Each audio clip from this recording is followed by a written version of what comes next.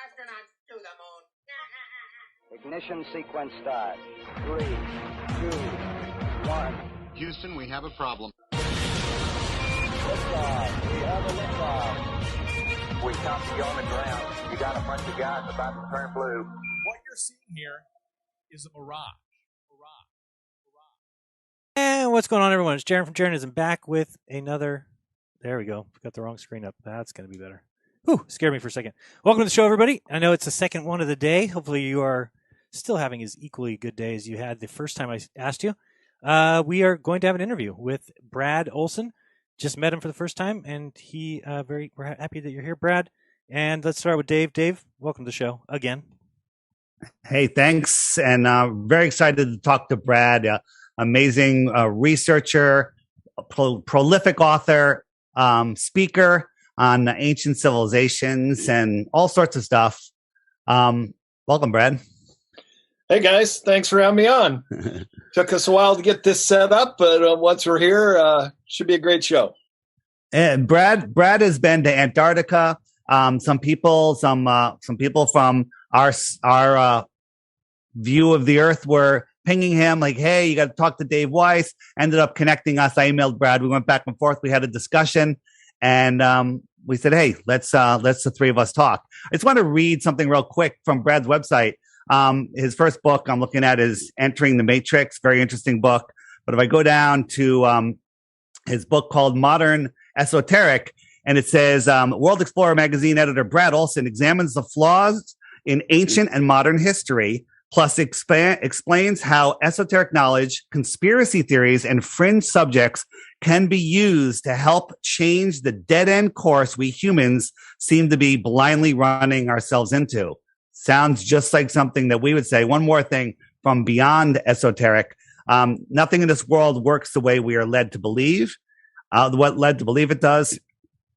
There is always more to the story. Be aware that there is a war being waged for your body, mind, and soul. Owners of corporations have taken over governments in a new form of fascism and now incorporates high technology and artificial intelligence. The survival of the human race may depend on breaking the truth embargo, that is, exposing the big lie. Another one that sounds like something exactly like we would say. So I think we have a ton of common ground here. Jaron and I are going to present some new ideas to you, and let's see how it goes. Yeah, I'm interested in knowing, about Antarctica. Number one, I mean, how long were you there? What were you there for? What can you tell us about it? Yeah, I think I'm one of the only researchers in this field who actually made it down there and filmed it. I did a 16-part show on Sci-Spy TV about Antarctica by sail. So we spent almost a month on a sailboat from Ushuaia, Argentina, which is the southernmost city in the world. Mm-hmm.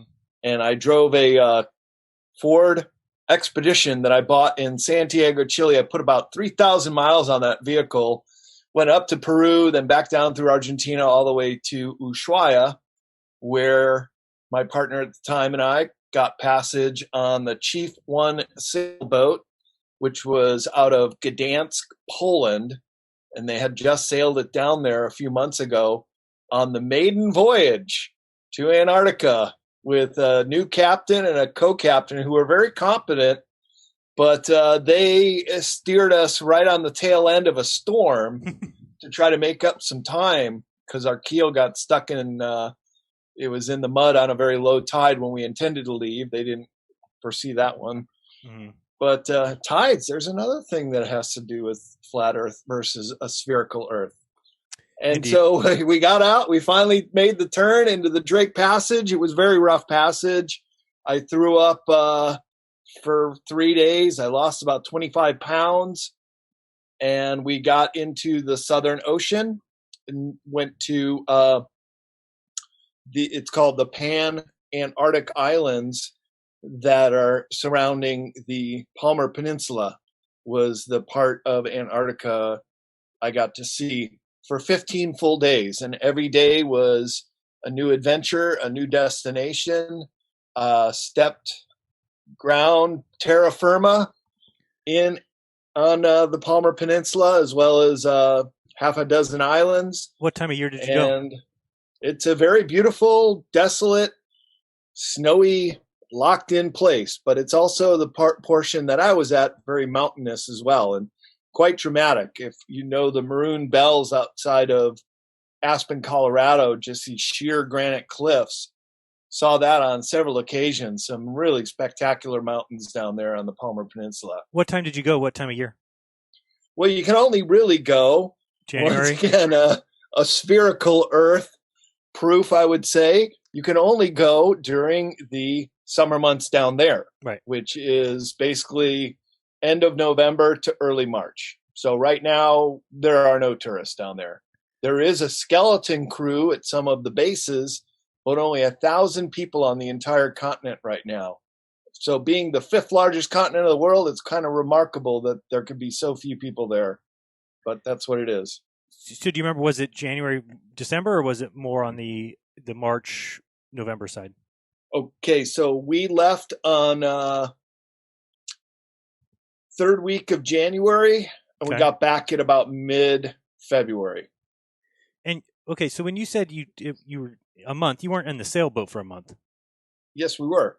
No, but I mean, it didn't take a month to get there. No. Okay, gotcha. No, okay. So from Ushuaia to our first drop anchor, which was off of King George Island at the Arktowski Polish Research Base, it took 92 hours, so just under 4 days, which is actually a really good time for a sailboat. Most of the boat traffic leaves from Ushuaia. It is the closest connection between South America and the Palmer Peninsula. So even all the cruise ships leave out of Ushuaia, but they can go a lot faster than a sailboat. So they can get down there in 2 days, but they usually only stick around for 5 to 7 days and then 2 days back.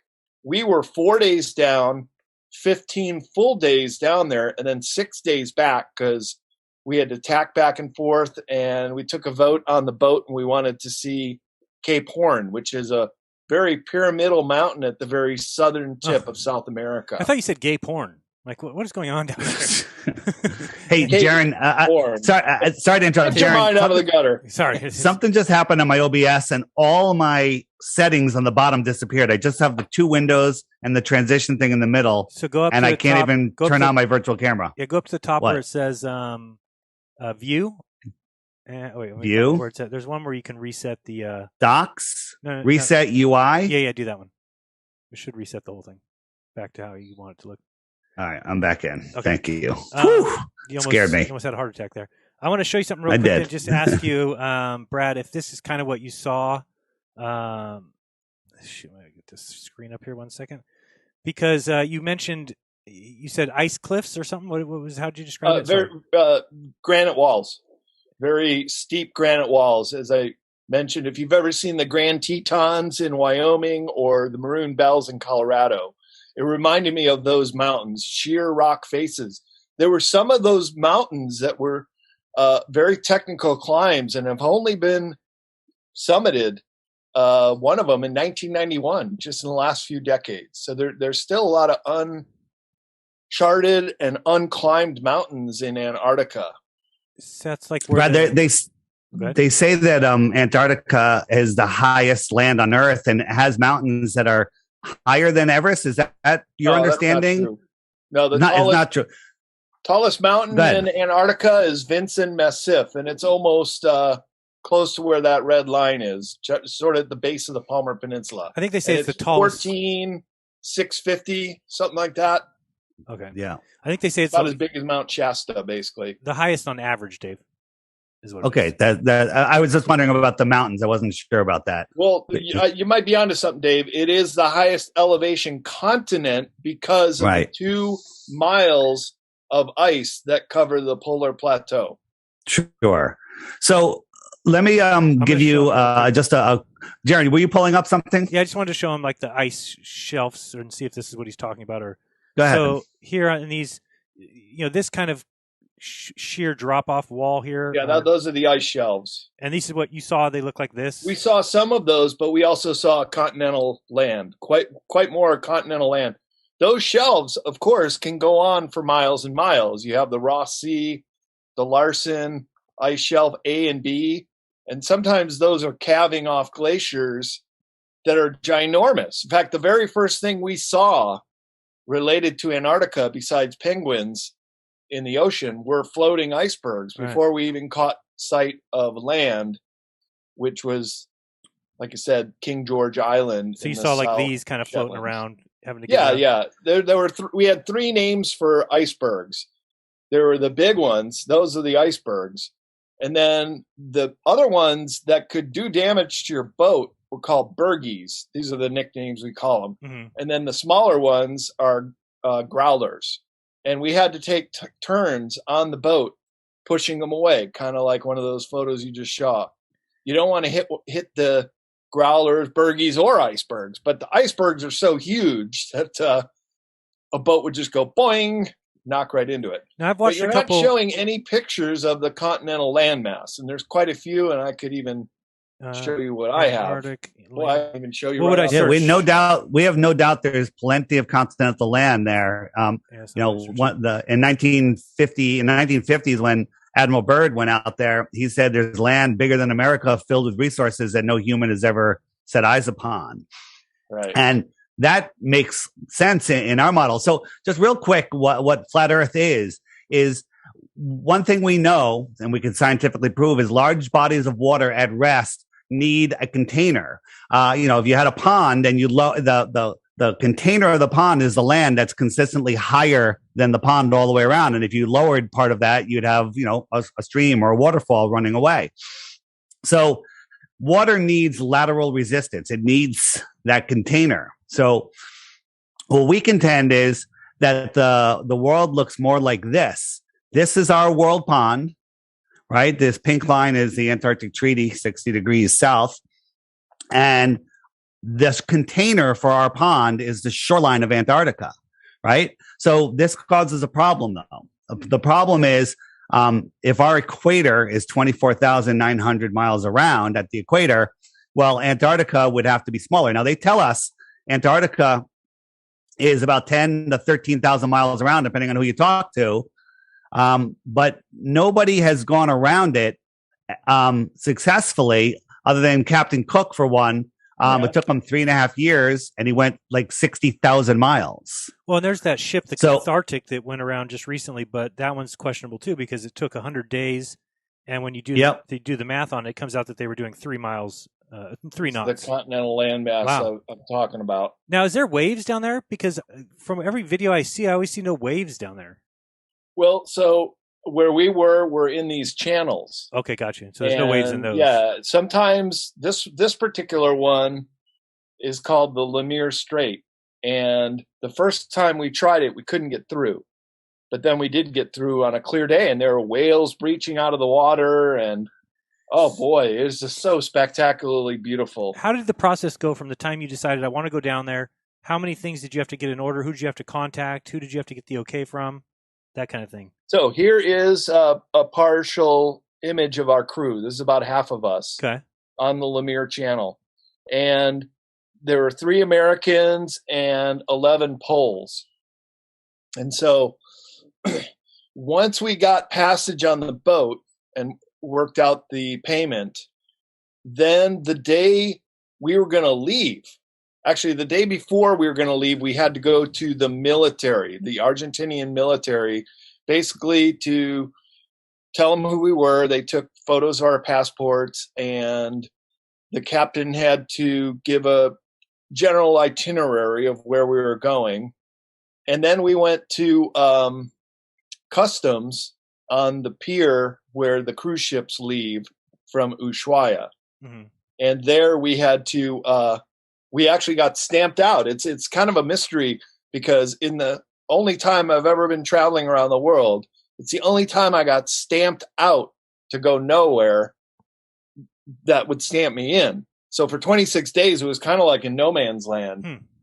There's a little video. I think you're going to, well, I can't see it too well. Breaching whale. in the Lemire Channel. So I'm a geographer. I love maps, and the whole time I was looking over my captain's shoulder and looking at the nautical maps and all these channels and the elevation of mountains and the depths of the water. Just fascinated with the geography. And I think that's one thing you guys aren't really recognizing, is that this continent has been very well mapped out. And it has been mapped out for a long time. And even by the Nazis were quite involved. And here's a map, which I have in my book, Beyond Esoteric, of the New Schwabenland claim. Yeah. And they also had underwater passageway maps that have surfaced in the last few years, showing that there are channels in Antarctica that go for hundreds of miles, not only under the ice, but under the continent as well. Well, there's some people that believe that they go through to the other side, to be honest with you. They do. Here's a map of Antarctica without the ice. And you can see western Antarctica, the Palmer Peninsula, where my finger is. That is a much newer landmass, as I was showing you with the continental the rocky shoreline. Do you believe that that's about 900 million years old, where the old East Antarctica plate, where the 2 miles of the polar plateau exist, is over 3 billion years old? It had once been connected to the Pangaean greater landmass, and then through tectonic plate movement shifted down there and got frozen over.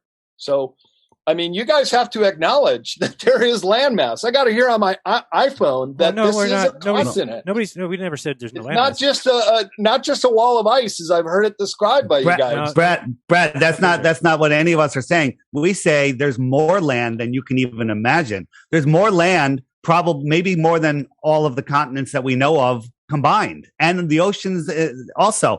I mean, if this is Antarctica, how far does it go? One of the problems that we have is there's no satellite photos, aerial photos of Antarctica other than the edges where the bases are, where the people are. We have people that were plumbers there, a plumber that was there for a year. We don't deny that Antarctica Eric exists. Hecker, he's a friend of mine. Yeah, is that was that his name? Eric lived at the South Pole for a year. Yeah. Maybe, I forget his name. It's been a while, but we're not denying any of that. We're saying there is way more land. And, go ahead. Yeah, there's land. It's beautiful. Jaron, what were you going to say? I wanted to ask if you thought or you believe that there was any kind of alien contact with any Germans, around the time of World War II. Do you believe in that? Yeah, I do, actually. It's part of what happened with the Battle of High Jump. Right. That there was a confrontation with very advanced technological craft, whether they were backward engineering from a malevolent ET race or it happened to be the reptilians themselves defending their area. Right. That's what I think is the real fascinating story about Antarctica. So do we, but we think it a little different. The flat Earth belief is that there is land, more continents on the other side of Antarctica. Yeah, but what does that even mean? So because you're the show. Go ahead, John. Well, because you're seeing it. Yeah. So if you're just making this up. I don't. Well, we're not making it up. There's no evidence that these other land masses exist, unless you want to talk about inner Earth, and then that's another discussion. Yeah, I don't understand what these maps are. I mean, anybody can doodle a shape. They're based on nothing. Well, they're based off of number one. There's stories in the early 1900s, of people going through those channels and getting to the other side and being able to, run into civilizations.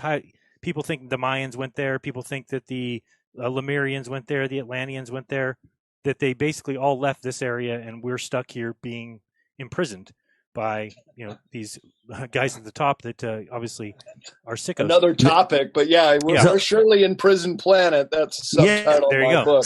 So let us get a couple points out here, Brad. I say the heliocentric system is a prison for our mind. They don't want us to know that there's possibly more land out there. And I believe in extraterrestrials. Can I say something real quick, Brad? Can I say real quick? When you present your stuff to somebody, if they're just completely closed-minded to it and just shut you down, I mean, that's not what you want from them, right? You just want them to have an open mind for 10 minutes, 20 minutes. Okay, that's all we're asking. Because I know. Yeah, go ahead. Okay, go ahead, Dave. Yeah. So one of the things I like to point out is the idea of extraterrestrials coming from distant planets orbiting distant stars. That's where, if you believe in heliocentrism, that they're coming from. Do you know how close the closest, or how far the closest star is? It's okay if you don't know. These are just things to memorize. It's Bernard star. It's 4.5 light years away, which is about 25 trillion miles. Okay. Right. So 25 trillion miles. Do you know how long 1 trillion seconds is? Want to take a guess? 1 trillion seconds is. Just take a guess.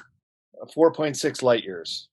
Well, no, that it's not. I'm talking about the amount of time. The amount of time 1 trillion seconds is 1 trillion seconds is 31,000 years. The reason I'm saying that is just to show you how big a trillion is. So if you're traveling at a mile per second for 1 trillion seconds, you've traveled 31,000 years, and you're only 1/25th of the way to the closest star. Okay. In space, which is when you actually look at what space is, it's a scientific impossibility. When in reality, perhaps out here on the extra terra, extra land, if somebody lived out here and they came to visit us just a couple thousand miles across the Earth plane, that would be an extraterrestrial from the outer space right here on Earth. Now, that is a much more believable story where you can have, you can go back and forth in a day, right? Rather than traveling the closest star, 25 trillion miles away. The other stars are magnitudes farther through infinite space. Then they come here and crash in Roswell. That makes no sense. Right. If there's extraterrestrials, there could be many advanced civilizations out here, right? And they just come here. So the secret space program, the secret propulsion program, these are people that are, using advanced propulsion. Matter of fact, the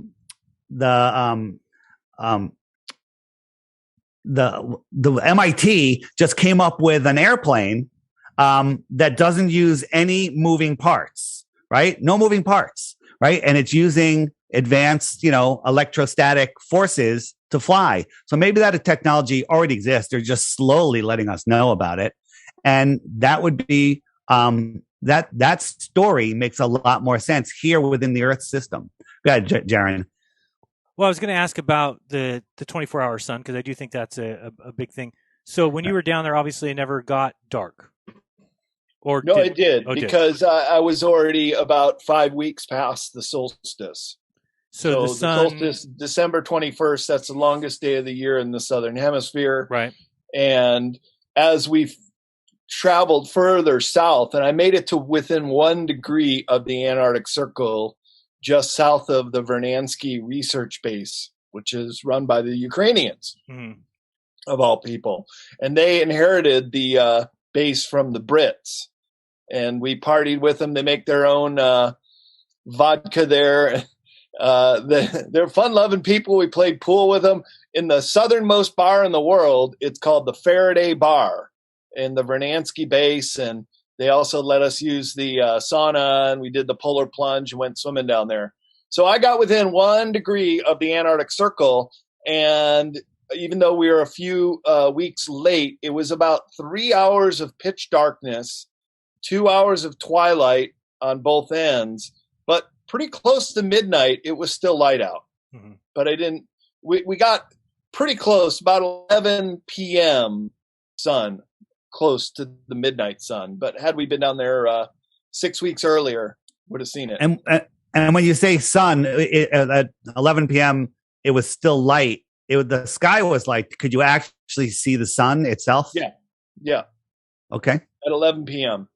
And then it went into twilight till about 1 a.m. Then it went pitch black till 4 a.m., 5 a.m., and then 2 hours of twilight, and then it was sun out all day. That's why you can only go down there during these specific times a year.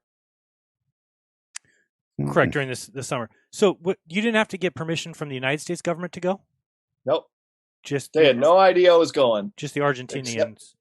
Was it? None at all. It's a misnomer that you need these special permission forms.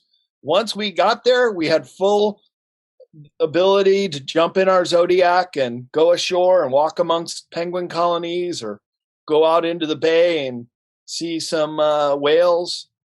And it was up to us every day. We just discussed it with our captain, and they would say, okay, we'll take you guys out if that's what you want to do. How many miles? Go ahead. Sorry. I thought you were done. Go ahead. Well, there's an interesting thing. You show the blue ice there on one of the photos, and the blue ice is very, very old. It is compressed down. Yeah. And so when we got to the Arktowski Polish base, they put the blue ice in our mixed drinks, and it pops like pop rocks. It was really cool. So then we would use the Zodiac. We liked that technique, and we'd go out to the glacier with pick ices and go chip, chip, chip, chip, chip.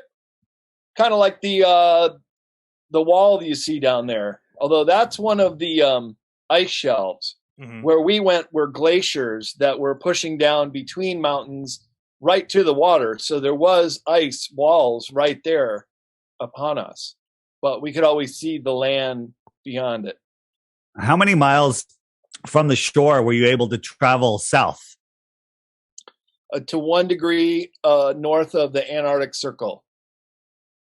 So which just along the Palmer Peninsula. So how many miles is that from the shoreline? No, not many. Well, like I said, there was a bunch of islands and channels all the way down, back and forth. Maybe about 500 miles from the time we dropped anchor at King George Island.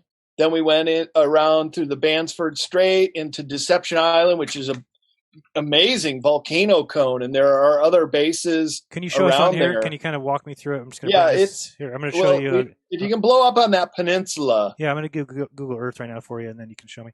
So we've got video thumbnail off. Oh shoot, that's Dave. I lost you, Dave. And we're going to. I'm here. Okay, good. So here we're going to pull this up. You can see this now, and we get up a little higher. Oh, come on. Let me pull this up so you can show us what we're talking about. Okay, so now a little higher. Come on. There. Now we can get it. Okay, so show me here. So you guys obviously left here, correct? Oh, people far southern tip of South America. Yep, there you go. Okay, this is exactly where we were. Now you came down and stopped here at these islands, or that's right. Okay, that's right. The Pan-Antarctic Islands. Right. We did those chains on the way in and then the way back. So then after Deception Island, which is in that chain, we crossed over to the continent here, and then those big wide valleys there, that's the Brantford Strait, and then a couple other channels, and then the water was very calm in there. Never got seasick again except for the crossing over. And then there's the Antarctic Circle. So then Vernansky Base is just above it, and that's as far south as we got. So just a little bit in from here. No, on the coast. We were always on the boat on the coast, hugging the coast. Once we got there, we never lost sight of land the whole time because we were in those channels. Did you ever get up on the land and do any walking out here? Just some hikes on the coast, right? Just to go see penguin colonies and stuff. I mean, you need some pretty serious equipment to go overland, right? And be prepared for very cold weather trekking, but it can be done. Yeah. When you guys were out here, were you using a compass? Yeah, of course. There's compasses on our boat. Like I said, I was often looking over the shoulder of our captain, going over the maps, very, very interested in the geography of the place we were at. Mm-hmm. But we didn't get further south than the Antarctic Circle. Which is right where that yellow line is. Correct. Yes. And you know what that demarks, right? 66 The Arctic Circle and the Antarctic Circle, you know what that means? Well, that's where I guess they get the 24-hour sun. You need to be a Yeah, that's right. Everywhere below it is 24-hour sun on the solstice. And if you were at the South Pole, you would get 4 months of midnight sun. It does not get dark for 4 months. And I talked to Eric Hecker, who lived at South Pole Base for 1 year and 1 day, and he absolutely assured me he was witness to it, as well as so then the sun goes basically in a corkscrew if you're at South Pole for 2 months up, 2 months down, 24 hours of daylight, 4 months straight. Then it goes into that twilight phase where the sun is kind of hovering right around the top. And it, by the way, it does the exact same phenomenon in the Arctic Circle. That's what that is in the northern part. So we've seen that Once again, plenty. We've seen you can find video after video after video of the North. Okay, so we can find. Oh, you can find it here too. So Eric says he knows some people that have. Is Eric the video of it. plumber? Is Eric the plumber? Yeah, Eric the plumber. He does. He lived on base though. Yeah, but he told us he never saw the 24-hour sun. He said he saw 24 hours of light, but never saw the sun doing a circle around his head. That's what he said. But well, it doesn't. It's not like it circles around. It just moves in the sky all the way around. Yeah, And but he said he never saw up. the sun do that. He never saw the sun do that. I just want to point out, you went to Antarctica here, right? If you can see where I'm pointing, and on all of your trips, you went just a tiny bit out here, which is a big, huge distance, right? But we contend that Antarctica goes on and on and on and on. I mean, this could just be a small puddle in the Antarctic basin, right? So what I'm saying is your experience there, God bless you. It sounds great.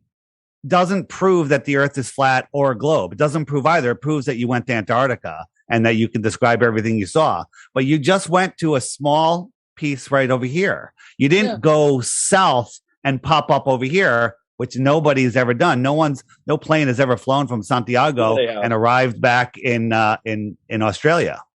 Actually, they have. Yeah, quite a bit. In fact, so Dave, this is the fallacy of your argument. When you say that there are lands beyond there, well, tell me. We don't know. We don't know. He didn't say that. Let's go over some geography. I'm happy to review any real geography with you, like that Google Earth image you brought out, because I know exactly where I was. So what? And I can. You were right here. Steps. You were right here. So you were. I was to the Antarctic Circle, 1 degree. Right here. Yeah. That's it. So what planes? Okay. What planes do you think have gone across the North Pole and come out on the other side? I'm sorry, the South Pole. Yeah, I actually have worked with a group. I've been to their office in Puntas Arenas, as well as the Nets in Chile. Went to their office there, and they also have an office in Salt Lake City. And here are some of the planes they fly and some of the trips they do.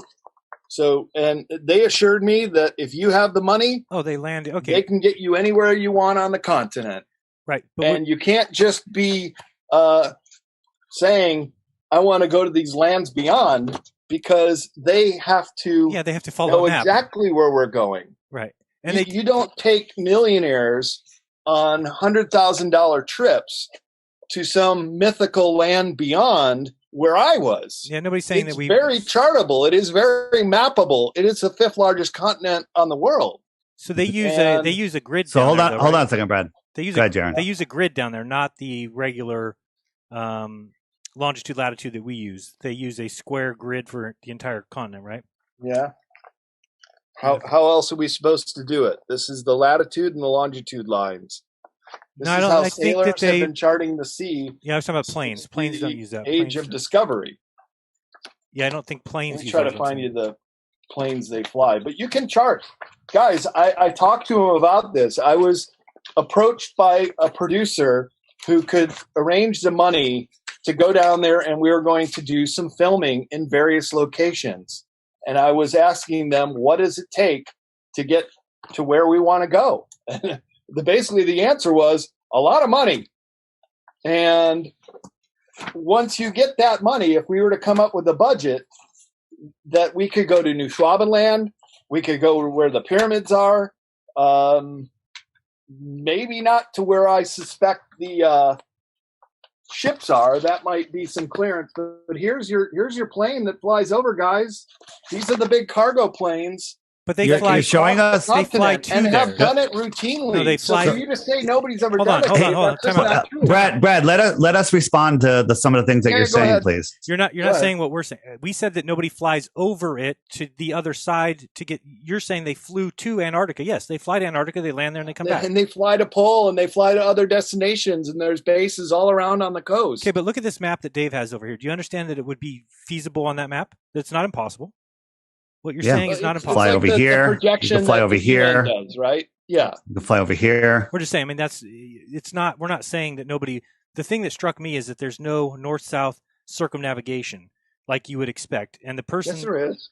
okay, well, Absolutely, there is. You say there is, but I mean, the person we that has haven't- the record, didn't even do it. If you look up ZQ Pilot, he tried to break the record for the quickest navigation north-south, and you can see his path here. I watched this live. He had it on Spider Tracks. He went from North Carolina down here to Brazil. Then he flew to the 90-degree marker and came back to Brazil. And they all said, "What are you doing?" The white line was supposed to be his put. He went this way, went through all these little islands, landed here in New Zealand, went up to Alaska, North Pole, came back home, and he got the record. They gave him the record when he didn't even circumnavigate. He got the record for north-south circumnavigation, okay? And he never crossed the South Pole. And if you You said he went to 90 degrees south, though. That is the South Pole. Yeah, but see so what he did is, he went all the way around here. He went to the South Pole, and then he turned around. We're not saying you can't get to what they're calling 90 degrees south. They can tell us anything. GPS can steer us wherever we want. So this is what he did on the flat Earth map, and he got the record, the world's record for southern circumnavigation. No one's ever done southern circumnavigation, and this guy got the world record for just taking this course. Something's going on here. Admiral Byrd was also a very accomplished pilot, and he flew over the poles. He went in different directions. Well, he came in from all different sides. Yeah. Well, but here's the thing. This might be why he had to retrace his steps, is because one thing I did find when I was down there is there's definitely no fly zone near the pole. Absolutely. Brian S. was one of Linda Moulton Howe's whistleblowers, and he flew sorties to the pole, and then he had to go to Davis Base towards in a different direction. He was told not to go over the no-fly zone, and at that point, they saw the giant hole near South Pole. And there have been other witnesses to that, including Admiral Byrd. So if you want to talk about lands beyond the ice, maybe we are talking about the same thing if you consider that Antarctica is the most volcanic continent in the world, and it would have the propensity to open up giant domes underneath the ice. So, in fact, there is such a thing as an inner Earth in Antarctica. Question is, what is it? Have you ever seen it yourself? Well, we saw some ice caves for sure. Well, there's ice caves everywhere. So let me just point out a couple things here. So on the flat Earth map, the South Pole would be not on this map, right? So you can fly. You're here. You can fly out this way, and then there's a no-fly zone. You got to turn around. Let's say this red ring is the no-fly zone, right? But if you look at what that really is, if you take that map and you wrap it around a globe, this is why there's a no-fly zone, because the no-fly zone is the edge right here, which would be the red line, and then this is the South Pole. So you go here and you got to turn around, right? And I don't think so. Yeah, well, you don't think so, but I just pointed out one thing that when we're talking about extraterrestrials, the distance to stars, it makes no sense. Also, the idea of seeing stars at that distance makes absolutely no sense. They're scientifically impossible to see at a fraction of a fraction of a fraction of the distance they tell us. You know what the inverse square law of light? Do you know what that is? It's okay. I didn't know when I was first asked. It's as light expands, it spreads out. So if I had a balloon and the rubber on the balloon is the light, and I blew that balloon up to a foot wide, now that rubber is now much thinner, right? So that light is dimmer if that's the surface of the light, the distance the light has traveled. Now, if I blew that balloon up to 10 feet wide, how much thinner does that rubber get? If I blew it up to 5 miles wide, would there be any rubber left, right? So light gets every time you double the distance to a light it's 1/4 of the brightness. They're telling us, right? You can see Polaris from where you are. You're in the north. Polaris is 433 light years away. If Polaris was a light hour away, it's scientifically provable that you couldn't see it. Or maybe I think a light week away, whatever it is. I have a little but graphic for we can see these things at the distances, at these ridiculous distances. Let me just do the whole thing. If this is our sun, right? Our Earth is a tiny, small BB next to it, right? Sure. If the sun was a mile over our heads, it would fill the entire sky. Then we move it 93 million miles away, and it gets to the size of a coin held at arm's length. Okay, that's 8 light minutes away. It reduced from the entire sky to the size of a coin. If I doubled the distance, how much smaller would it get? If I made it 24 times farther, how much smaller would it get? And if you do the math, which nobody ever does, its angular size would be magnitudes too small for the human eye to see. Well, 24 times the distance is 3 light hours. I think it's, no, 2 light hours, 3 light hours. Okay. Well, Polaris is 48 times bigger. So at 6 light days away, Polaris is scientifically provably impossible to see. At 6 light days away, it's 433 light years. This is provable nonsense that everybody just believes because they weren't taught how to deal with big numbers, right? So I'm just proving that what they're telling us about the stars are completely insignificant. I'm proving that, hey, just because you went to Antarctica doesn't prove either thing.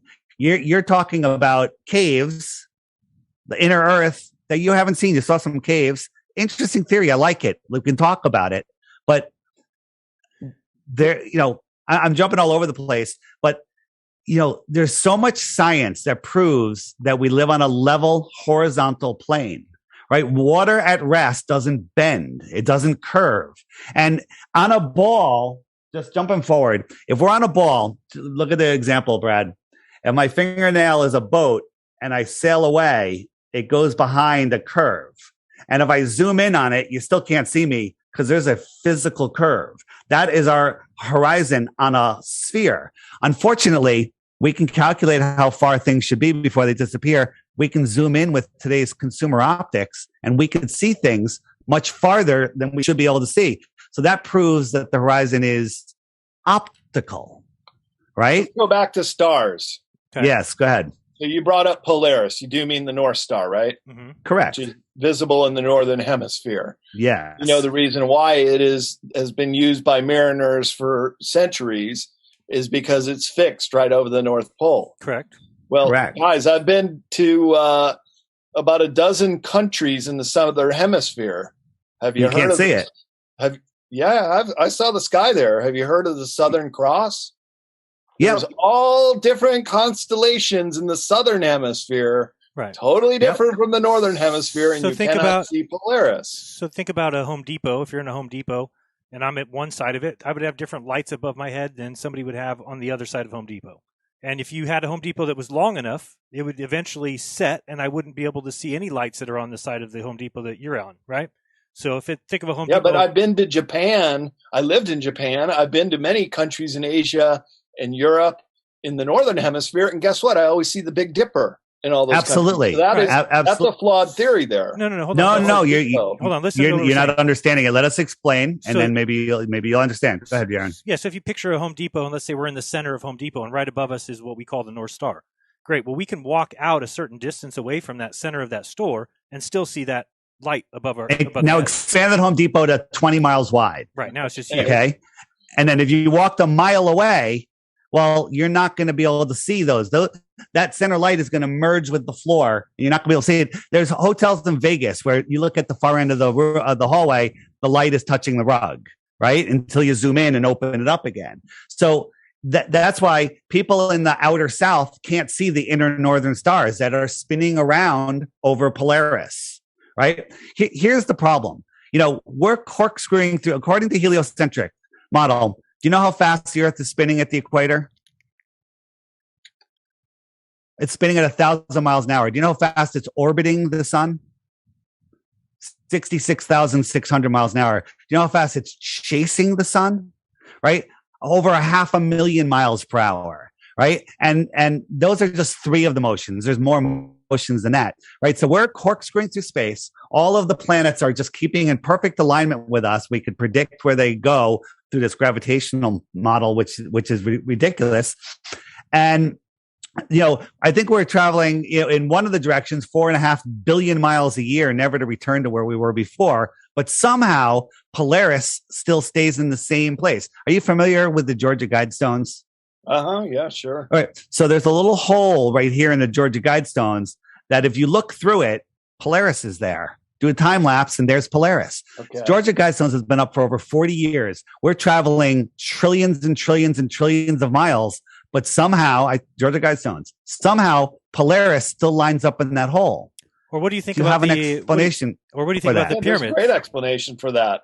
My Polaris explanation Polaris is right is over the North Pole. the stars are fixed above us and they're spinning.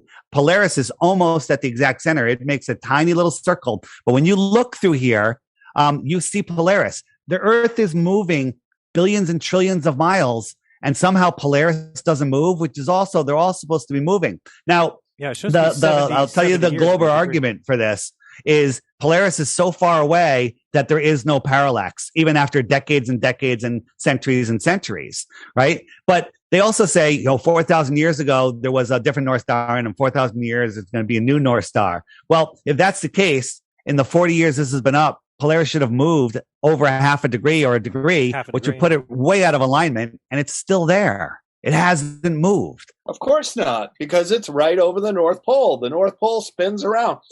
Dave, I've been to Cambodia, Hawaii, I think you're missing what all he's saying. across North America, all across Europe, and you can see it from the Northern Hemisphere. Yeah, we know that. And but then I've been to a dozen countries in the Southern Hemisphere, and you cannot see it. we know that. Nobody because knows. it's wrapped around. It's below it. That's, I mean, And that's, there is no that's southern what, equivalent. Brad, And hey, this Brad. is what affects the early explorers, because Brad. they didn't have the Guidestone like they did with Polaris.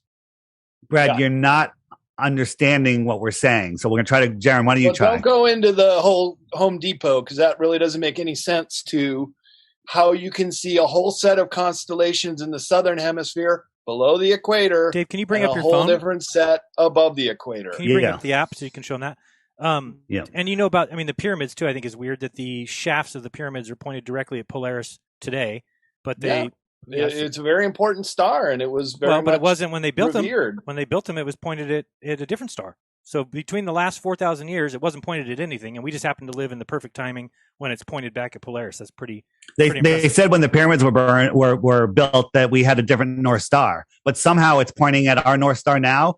And so we're living in the perfect time where it lines up with a new North Star. Our North Star doesn't move, but Brad because it's fixed. Brad already knows that history's wrong. Yeah. So, course. But This is news to me that it was built at a different time. I think it was built with Polaris in mind, because how else could it be pointed right at it that's now? the problem. I know, because it doesn't move, because the entire model that you're basing your worldview on, which has been programmed into all of us since before we could even talk, is what you're building everything upon. When you understand, when you separate from the heliocentric system and understand what the flat Earth system is, everything is answered. Yeah, I think, Heliocentrism is scientifically impossible. Go ahead, Jaron. I just think I think you would reach all new levels of understanding if you looked into this possibility, because really the ball keeps you locked into basically like a maze where you're just wandering around. You're never really going to figure out anything, because I don't think it's correct. But when you look at the planets and the distance to the sun and all those things, we really just accept what we're told, right? I mean, you couldn't figure out the distance to the sun, right? If I told you, Brad, I need you to figure out the distance to the sun, you wouldn't have a... Yeah, there are ways to do it. Okay, how? Well, you can find out how far away the moon is, for one. How? Well, based on its rotation, based on No. see, these are stories that these are which stories is that they something tell else us. you guys don't really explain very well. How is it that when we have a full lunar eclipse, when the Earth blocks out the sun and you see the round moon, how about all the planets? You look out in the sky, you look in a telescope, everything's round. So great questions. Yeah. So Brad, you're mixing a heliocentric model with the flat Earth model, and it's laughable. Okay, I agree. So? Because you're saying, well, we're a flat planet with round planets. No flat earther thinks that. Only globe believers that don't understand what flat Earth is think that's true. So let's stick on one topic at a time. We said, how would you figure out the distance of the sun? You said, well, I figured out the distance to the moon. Look, I said, well, how would you figure out? Astronomer I know, to know the exact calculation it takes, but I know it's been done. And the ancient Greeks were measuring the curvature of the Earth. No, that's what these are This stories. These are this is stories, Brad, that they're telling you. 2,400 years ago, they were looking at the shadow. So 2,400 years ago, an obelisk in Upper Egypt and another one in it's a story, Brad. Brad, Lower it's a story. Egypt. No, it's not a story. It It's is a story. provable. Well, hang on. Cast differently, so they knew they could Time out. project the curvature of the Earth. Time out. Huron the Elder. Huron was a librarian of Alexandria who was after Aristophanes. Same location, same studies. Never mentioned Right. Aristophanes. So you know it. Okay. But he never mentioned Aristophanes. But let me show you this. So if you had 2 bottles of water, Brad, if you had 2 bottles of water sitting here on my flat desk, and we had a small light above one of them, the one that it's above has what shadow? None, right? But this one over here, it's going to have a shadow. Does that prove that my desk is a sphere? Well, how about let's take it a step further. Instead of a bottle, let's use a well. Okay. And in a well, then you can get the projection straight down and at different angles as they're further apart. Let me try because I got the graphic up. So, Aristophanes was told that he believed that the sun was infinitely far, and there was parallel rays, although no one's ever seen parallel rays. But here's Aristophanes' experiment. He's here and he sees the sun on the bottom of the well, so he puts a stick up and there's no shadow. You have to look at the diagram. And then he sends his buddy who counted the paces 500 miles away, and somehow he communicated with him at the exact same time. And his buddy put a stick straight up and down, and it had a shadow, and he measured the length of the shadow, did some math, and figured out the sphericity of the planet. Perfect. On a flat Earth with a small local sun, here's Aristophanes right here. Can you see? And here's his buddy. And the stick in the shadow causes the same amount of shadow length. You can do some math, the same math equation, and figure out the sphericity of this flat plane. What did Aristophanes do wrong? He assumed a distant sun. Okay. The stick in the shadow and the well, and whether you have 2 wells or 3 wells or 3 sticks, it doesn't prove either because it works in both models. I mean, this is the problem, is that they have people like Carl Sagan, and he'll have a piece of cardboard like this, and he'll show these 2 sticks, and then he'll say, well, look, the only way it works is if we curve this paper. Now we can get it to work. But they never talk about, well, what if the sun is close? What if the sun is small? So they make these, there you go. So what he's forgetting to mention is that if the sun is small and close, that's exactly what you would expect. Think about anything. I mean, my desk here. Shouldn't the shadows cast exactly the same? No. So think about if I have 2 bottles of water on my desk right now. Well, here it is right here. Hold on a second. Here it is right here, Brad. We have a light over this bottle. I got a beer bottle here. I got a light over it, and there's no shadow, right? But there's the shadow over here. According to your bottle, Dave, that's only a partial picture. No, so if I put another bottle over here, it would also have a shadow. This would be the only one that doesn't have a shadow. And then you could do math and figure out the sphericity of this floor. This is an important part. Hold on. This is an important point because, Brad, I want you to see that this is how they've confused us. And this is what it took me waking up until, because, I mean, my wife asked me, could the Earth be flat? I'm like, no, that's fucking stupid. I don't know why you're even bringing that up. I've gone around it. You've gone around it. And then it wasn't until I saw the map that I realized, like, oh, my God, my whole life, I just kind of picture you can't fly around the Earth. It has to be a sphere. But in this case, I mean, you're here saying that the Aristophanes proved, without a doubt, it's provable that the Earth's a sphere because he did exactly this measurement. Picture that's 500 miles apart. That we're looking down at a flat Earth. 500 miles apart. One has no shadow. One has a shadow. If you measure the angle there, you would then be able to say that floor that we're on is a sphere. So it's not proof of anything. It's actually an old wives' tale. It's not even... there's not even his books are gone. There's not one book from Aristophanes. So we were told all these things about him. And go ahead.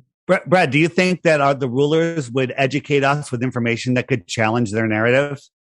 Certainly there's a lot of editing and there's a lot of falsehoods in history. Voltaire called history the Mississippi of lies. So I'm totally with you on this, guys. But in a way, if you're just making stuff up, like saying you can't fly over, hold on. Now I let you guys talk quite a bit. Let me have the floor here. Absolutely. When you make stuff up by showing extra continents outside there, or you can't fly over, that's not true. And here's the other thing. I live right here by the coast.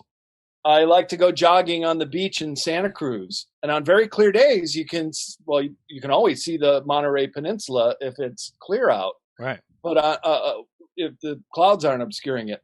But on really clear days, you can see it with crystal clarity.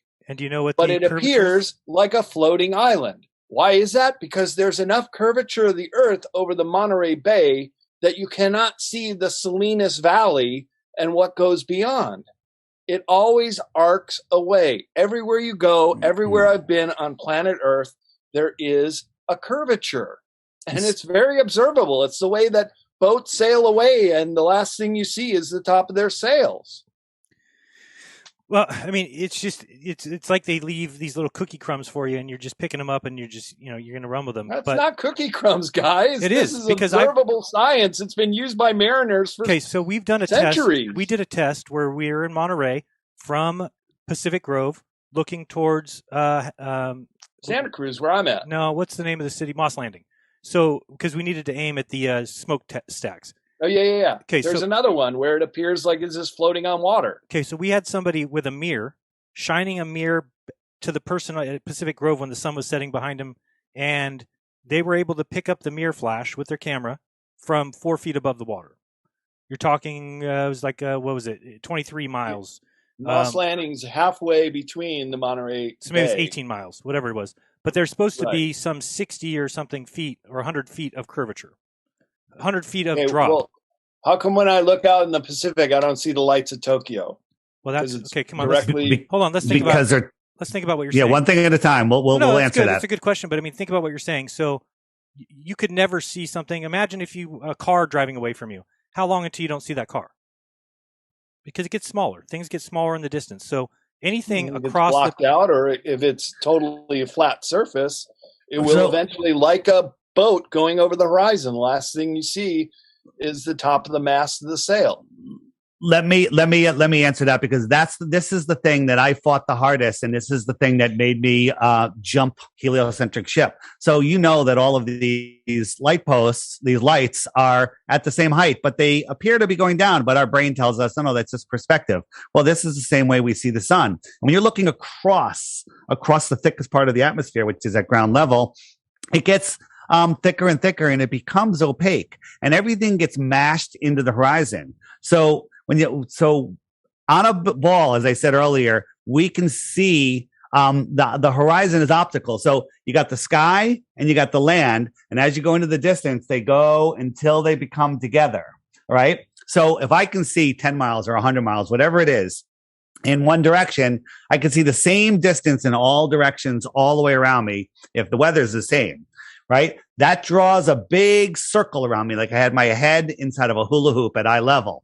Right? I see a curve. My programming tells me it's a sphere, but it's really just the limit of my vision. So let's take a quick look at what happens. So out here, we don't see anything because the horizon meets the sky. But as I zoom in, I kind of increase that space. And as I increase that space, we can see there's a boat there.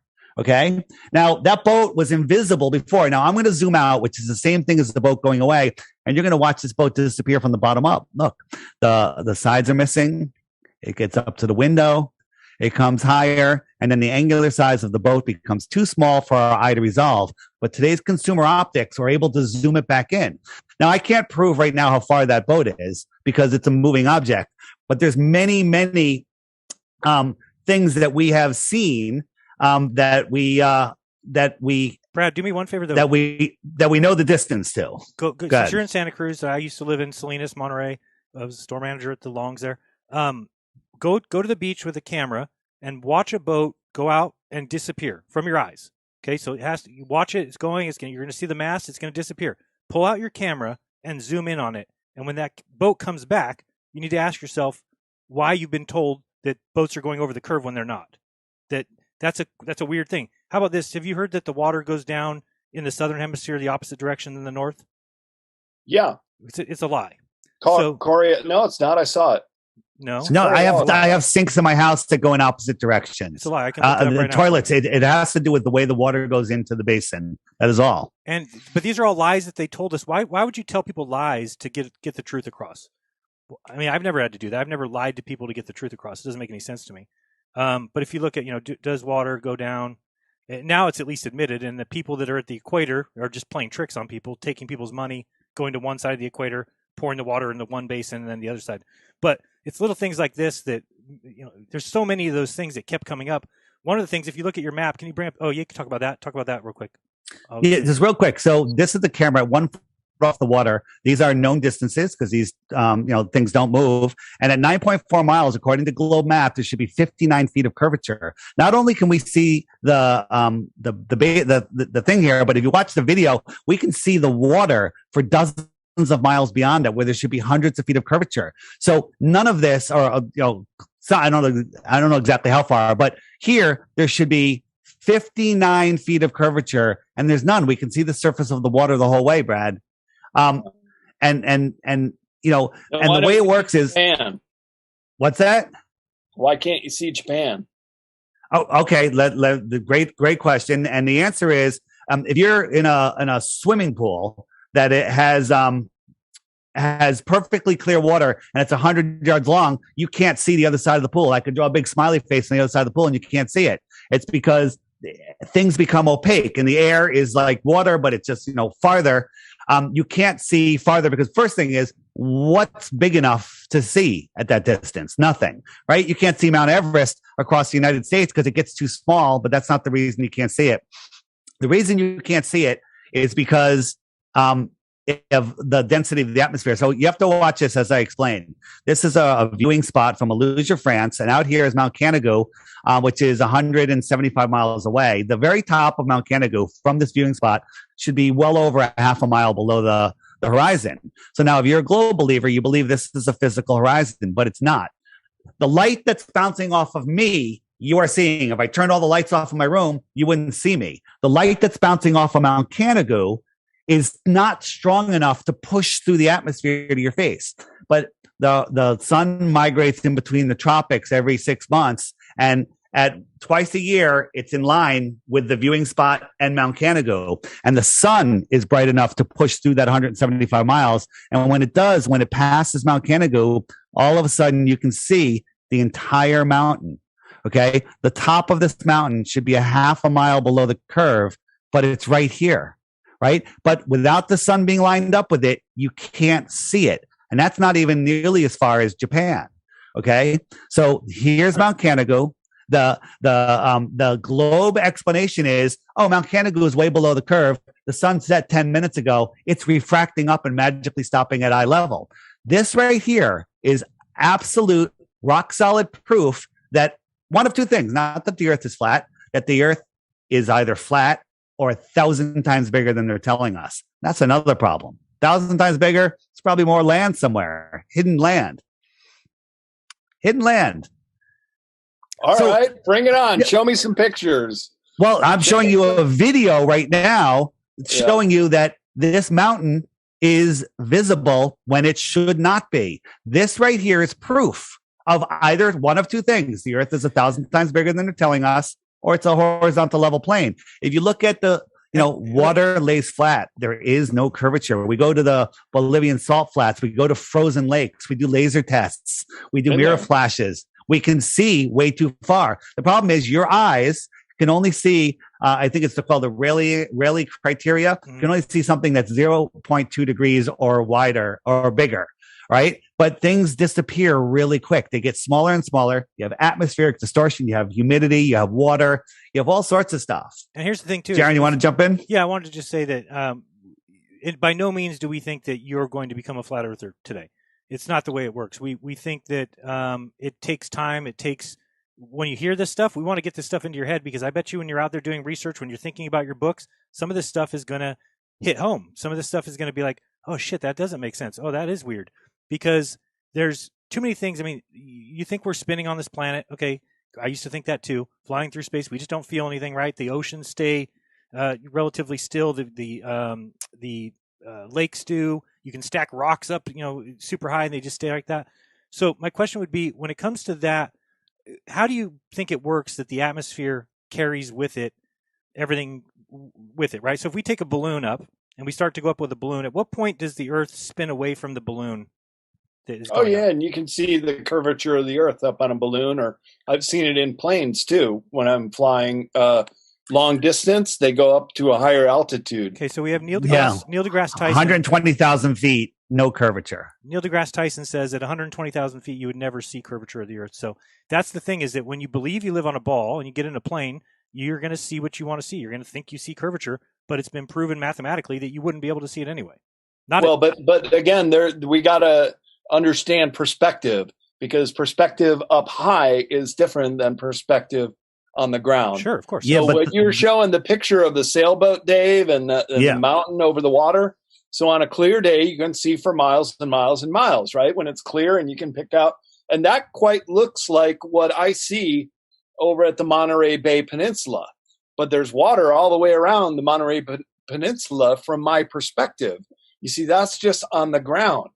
So that saying is true, that you can see for miles and miles and miles, and I can make out the valleys and. But it makes sense that we would never see Hawaii, right, from Santa Cruz.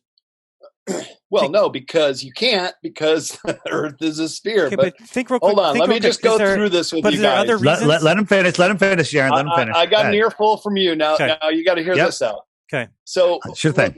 For a 6-foot person, which we're all about that height, okay, the horizon is little more than 3 miles or 5 kilometers away. Correct. Very good. Geometry tells us that the distance of the horizon, that is the farthest point the eye can see before the Earth curves out from beneath our view, depends simply on the height of the observer. Mm-hmm. So it's different at the coast, and it's different, for example, if you stood atop Mount Everest, which is 29,000 feet up, and the horizon can be seen for 230 miles. That's much different than looking across the Monterey Bay.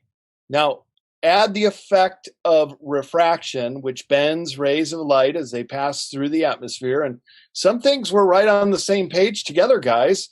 But the horizon is much farther with the effect of refraction. Cold weather increases the amount of atmospheric refraction. So in a particular frosty location, such as Antarctica, people have been able to see for hundreds of miles. There's no pollution down there either, very little. But they're seeing farther than the. It was, and I do recall this being very, very clear. Just about every day, if it wasn't super cloudy out, we could see for quite a long distance. It seemed farther than other places. Yeah, Wilkes said he saw 300 miles. Since the clouds hover above ground level, they can be seen farther distance than features on the Earth's surface. But just as the weather sometimes aids our view, it can also hinder it. So some days we were on the boat and fog, scattered light rain, limited visibility to below what we would expect based on height, mountains in the distance. And of course, topography plays a role. Even the best viewing conditions aren't much good if there's a mountain in your way. So that picture you showed, Dave, Japan is beyond it, but way, way, way beyond it.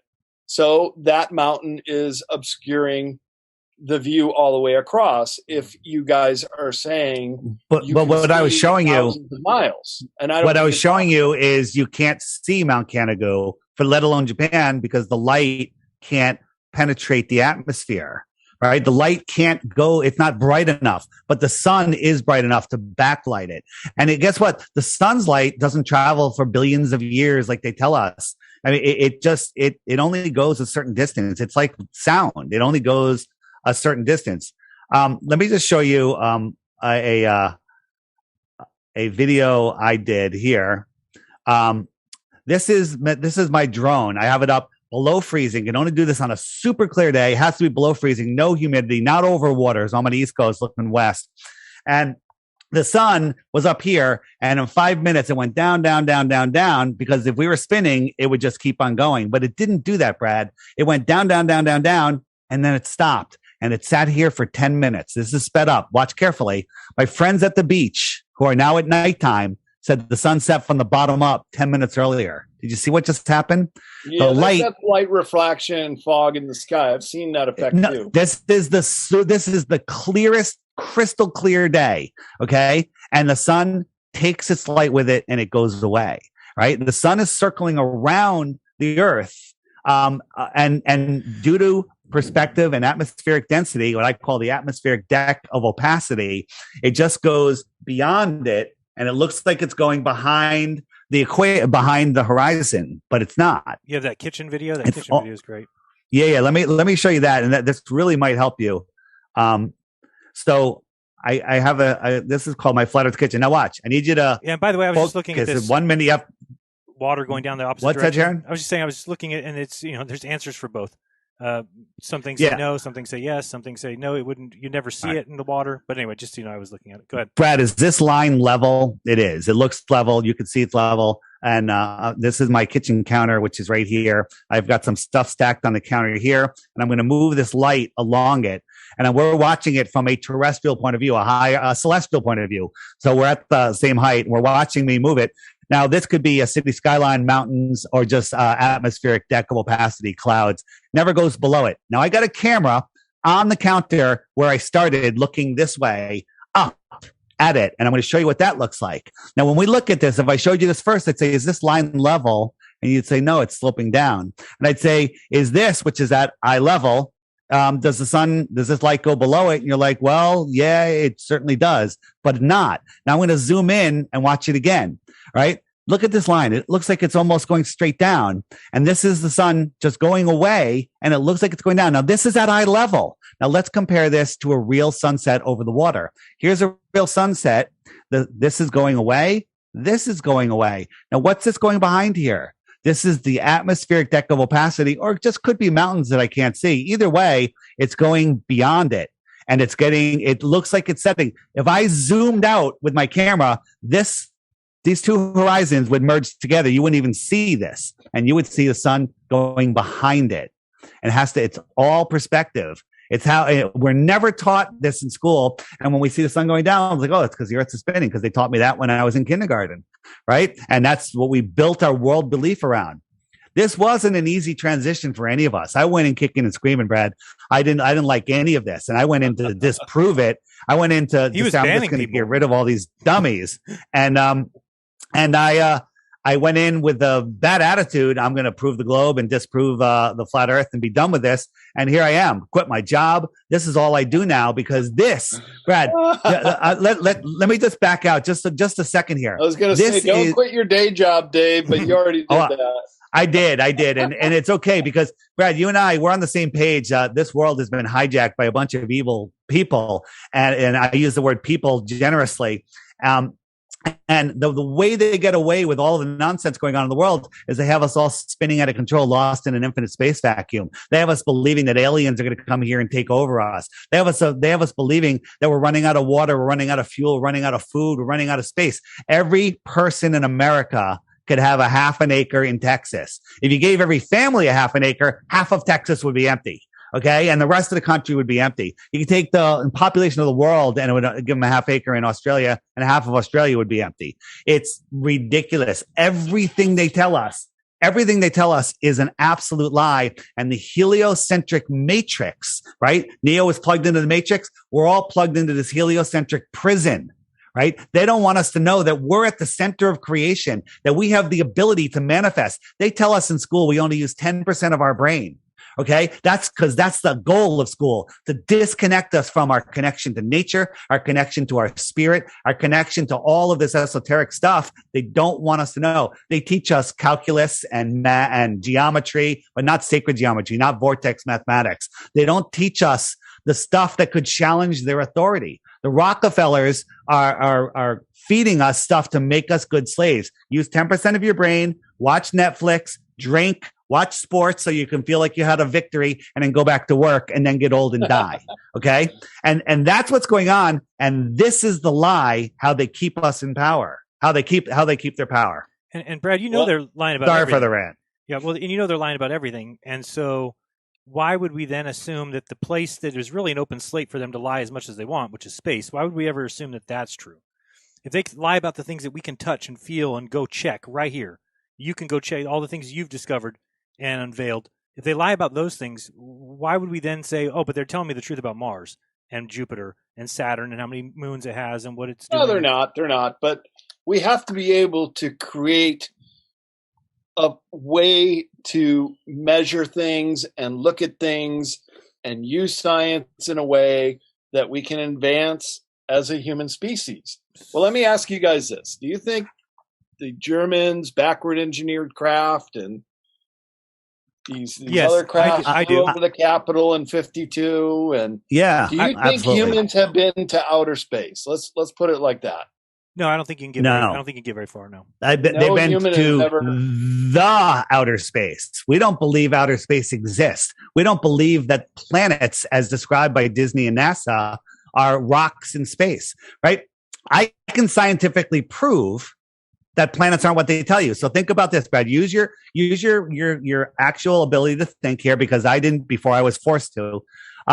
You look up and you see Jupiter in the sky and Mars in the sky and Venus, and they're brighter than most stars, brighter than all the stars sometimes, right? But you have to believe that a dusty, dirty ball 25 million miles away is reflecting sunlight, ignoring the fact that it's not reflective. That light is traveling 25 million miles back to Earth, ignoring the inverse square law, which says it gets dimmer and dimmer, but we can see it brighter than a star.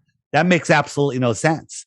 When we zoom in on these stars with today's consumer optics, these are pulsing orbs of energy. We can prove that they're not the size and distance that they tell us. They don't reflect light brighter than we can see. The moon, if you use the scientific inverse square law of light, let's say it's 1 lumen on a full moon night where you can read by it. It casts a shadow on the ground. Well, you go halfway to the moon, it's 4 lumens. You go halfway again, it's 16 lumens. Halfway again, it's 64. When you're 100 miles from the moon is 64 times brighter than we see the sun, right? Well, that doesn't make sense. Is the moon really that bright?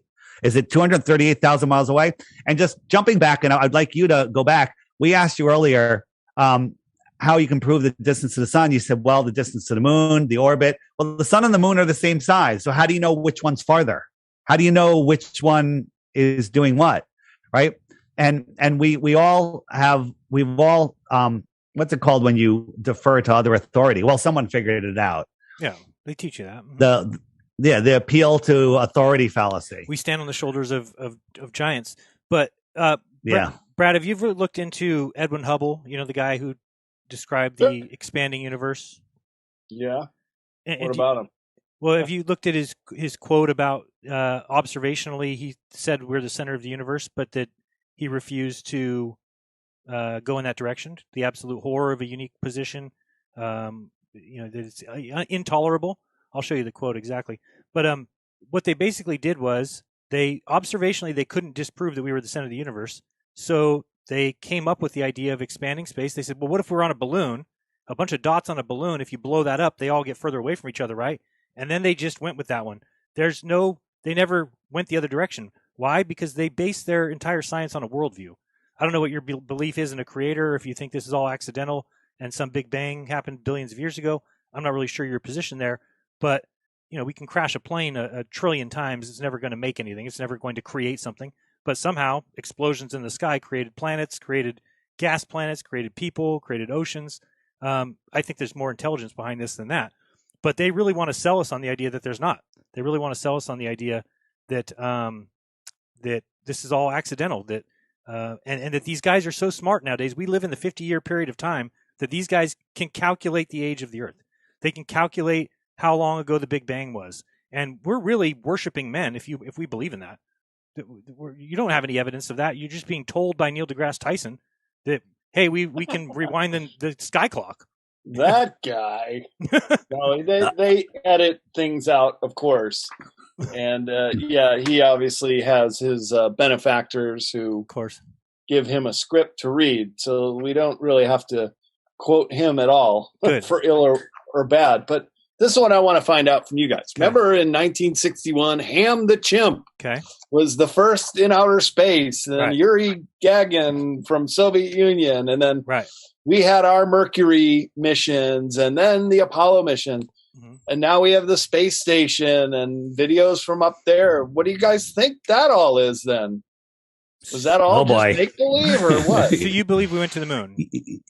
I'm not saying one way or another. I'm just saying there has been a long history from Ham the Chimp and people going into low Earth orbit. That's all you need to do. We don't even have to talk about the moon.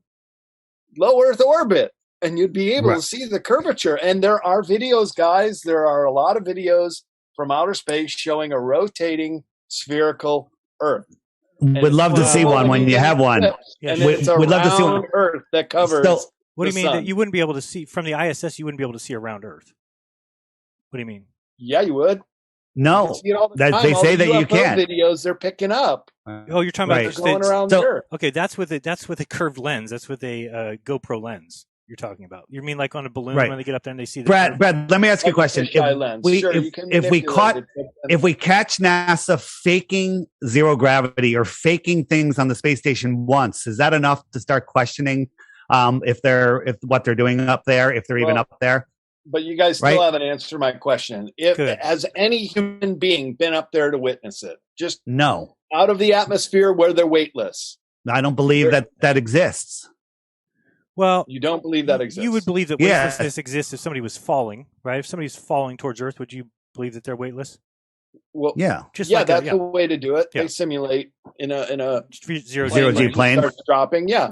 Yeah. But what about the weightlessness outside of the gravity of Earth? So, like who has been there? Yeah, where are you talking about? do you believe there has ever been a single astronaut or even Ham the chimp that experienced weightlessness in outer space? No, Yes maybe, or no? no, maybe a No. zero G plane. No. Okay. Zero So G then plane, maybe. We're So going on can I- many decades of humans going into space of several different many countries. decades Of doing of what? every one of leaders those is lying fake. to us. So what has the Well, ISS done? so- What has the ISS accomplished? 21 years in orbit. What 150 billion dollars. What has it done Well, for who cares this? about that? I'm just saying, Well, it's if a you guys scam. can't even say that a human has Jared, been in hold on. outer Yeah. space or even Ham the chimp, then Well, I we're- can't get we're through lo- to you guys either. So hang on. We're looking for evidence of this. And the best evidence we can find is on the International Space Station. Let me just show you a couple of clips here. So here's Don Pettit, who's showing us how he made a bag, made a coffee bag. But watch carefully. This is done on a zero G plane, and something went wrong with the CGI. Watch the color in the bag. It offset. It offset from that. So that, what does that show us? That shows us that they're lying about something. So then we have another scene. We have Chris Hatfield, who loves playing his guitar, and this guy, one guy's upside down, and they're in different rooms and different green screens, and he mistakes where Chris is, and he sticks the microphone right into his neck. It's inside of his neck, and this is obvious green screen usage. Here's another one. Stanley Kubrick shot scenes of the moon that they used Right. and they shouldn't have. But Right, but look, this there is fakery out this. there. I agree Wait, with you guys. Hang on. That's I'm good going to to agree show with you a that. bunch of fakery, and then we haven't We been able to both find agree. anything. Yeah, there's fakery. Yeah. All right, so watch this. So this is that's not the one I wanted, but this guy's head is transparent when he comes around. It's showing that they're using layering because there's no right hand turn on a zero G plane, right? Green screen fakery. What's your point? Yeah. Yeah, I don't Well, doubt that NASA and other space agencies want to make themselves look good, want to justify their big budgets, and they put out crap like this. And that's wrong. That's deception. So you're just saying that they're justifying their budget. Is one way of doing it. Yeah, one reason Right. why. Can't make Well- sense of the story, follow the money. That's the old journalist adage. So they're fake. Why wouldn't they just, if they're on the space station, why wouldn't they just send us some video? Watch under his arm. He moves a little too fast and reveals the green screen. Yeah, there Okay. you go. So let me There- ask you so- about this one. so- I'm not doubting you guys that this is probably all fakery. Why do they have to do it? I don't know. okay, so To this is justify their budget, to show that why did they release some of Kubrick's clearly fake moon stuff? Great question. And now NASA has destroyed all the footage. Yeah, of course they bullshit, but they didn't want to look bad. Look, this is a space race in the Cold War, and they had to say, "Hey, look, we did it. We pulled this off. We're better than the Soviet." Okay, but Darren, hold on. oh, So go think about go ahead. this real quick. When you talk about that, you do realize that the Soviets tell a totally different story. The Soviets don't teach their students, "Oh, the United States beat us, and we're just scumbags who didn't win." They teach their students that they were first in space, first woman in space, first animal in space, first orbit in space. So each country got to tell their own version of the story. It was agreed upon ahead of time. That was all a fabrication. real quick, I just want to show you this thing here. This is the Chinese space station that they just filmed the other day. And you can see here, if you watch this film, that it's completely fake because, watch this. What's happening here, Brad? So the thing is, for this Earth to do this, it means that they're using some sort of either a panorama camera or a fisheye lens. But you'll notice that the space station itself doesn't change. It doesn't morph. It doesn't lose its solidity. So that means that they're on two different camera feeds, which doesn't make any sense. What do you mean? So there's a camera pointed at the Earth that's a fisheye lens, and then they're superimposing that behind a craft. They're faking it, and this cannot possibly be in space. So, I mean, if you're okay with just believing in lies, I mean, for me, I can't stand it. I can't stand. That's all I try to do, guys, is expose the lies. So expose this one. People... You said people fly across the South Pole. Okay, they don't. Yeah. Okay, so So here's the thing. We tried to book a flight from Buenos Aires across the South Pole to Perth, and the pilot that's on YouTube is what's his name again? I forgot his name. Kelsey, yeah, Kelsey the pilot. He made a video like, the Earth isn't flat, guys. You can get me. I'll be your pilot. We'll fly a plane and I'll show you. We contacted him. We said, yes, we want to do the plane. He backed out. Why? Because you can't fly across the South Pole. So look into that. So there's a no-fly zone there. That's why. Well, let me ask you a question. Are you allowed to fly in the southern hemisphere, just not over Antarctica, right? You agree? You can fly in the southern hemisphere. Here's the Earth. Yeah. We got the northern hemisphere. Here's the equator. Okay. If you were taking a flight from any northern location to any other northern location, would you ever need to cross the equator? From any two northern. What's that? Several times, Dave. No. From the equator. No, I'm not saying can you fly. I'm saying if you're flying from a northern location to another northern location, would the plane cross the equator? The answer is no, and none of them do. No.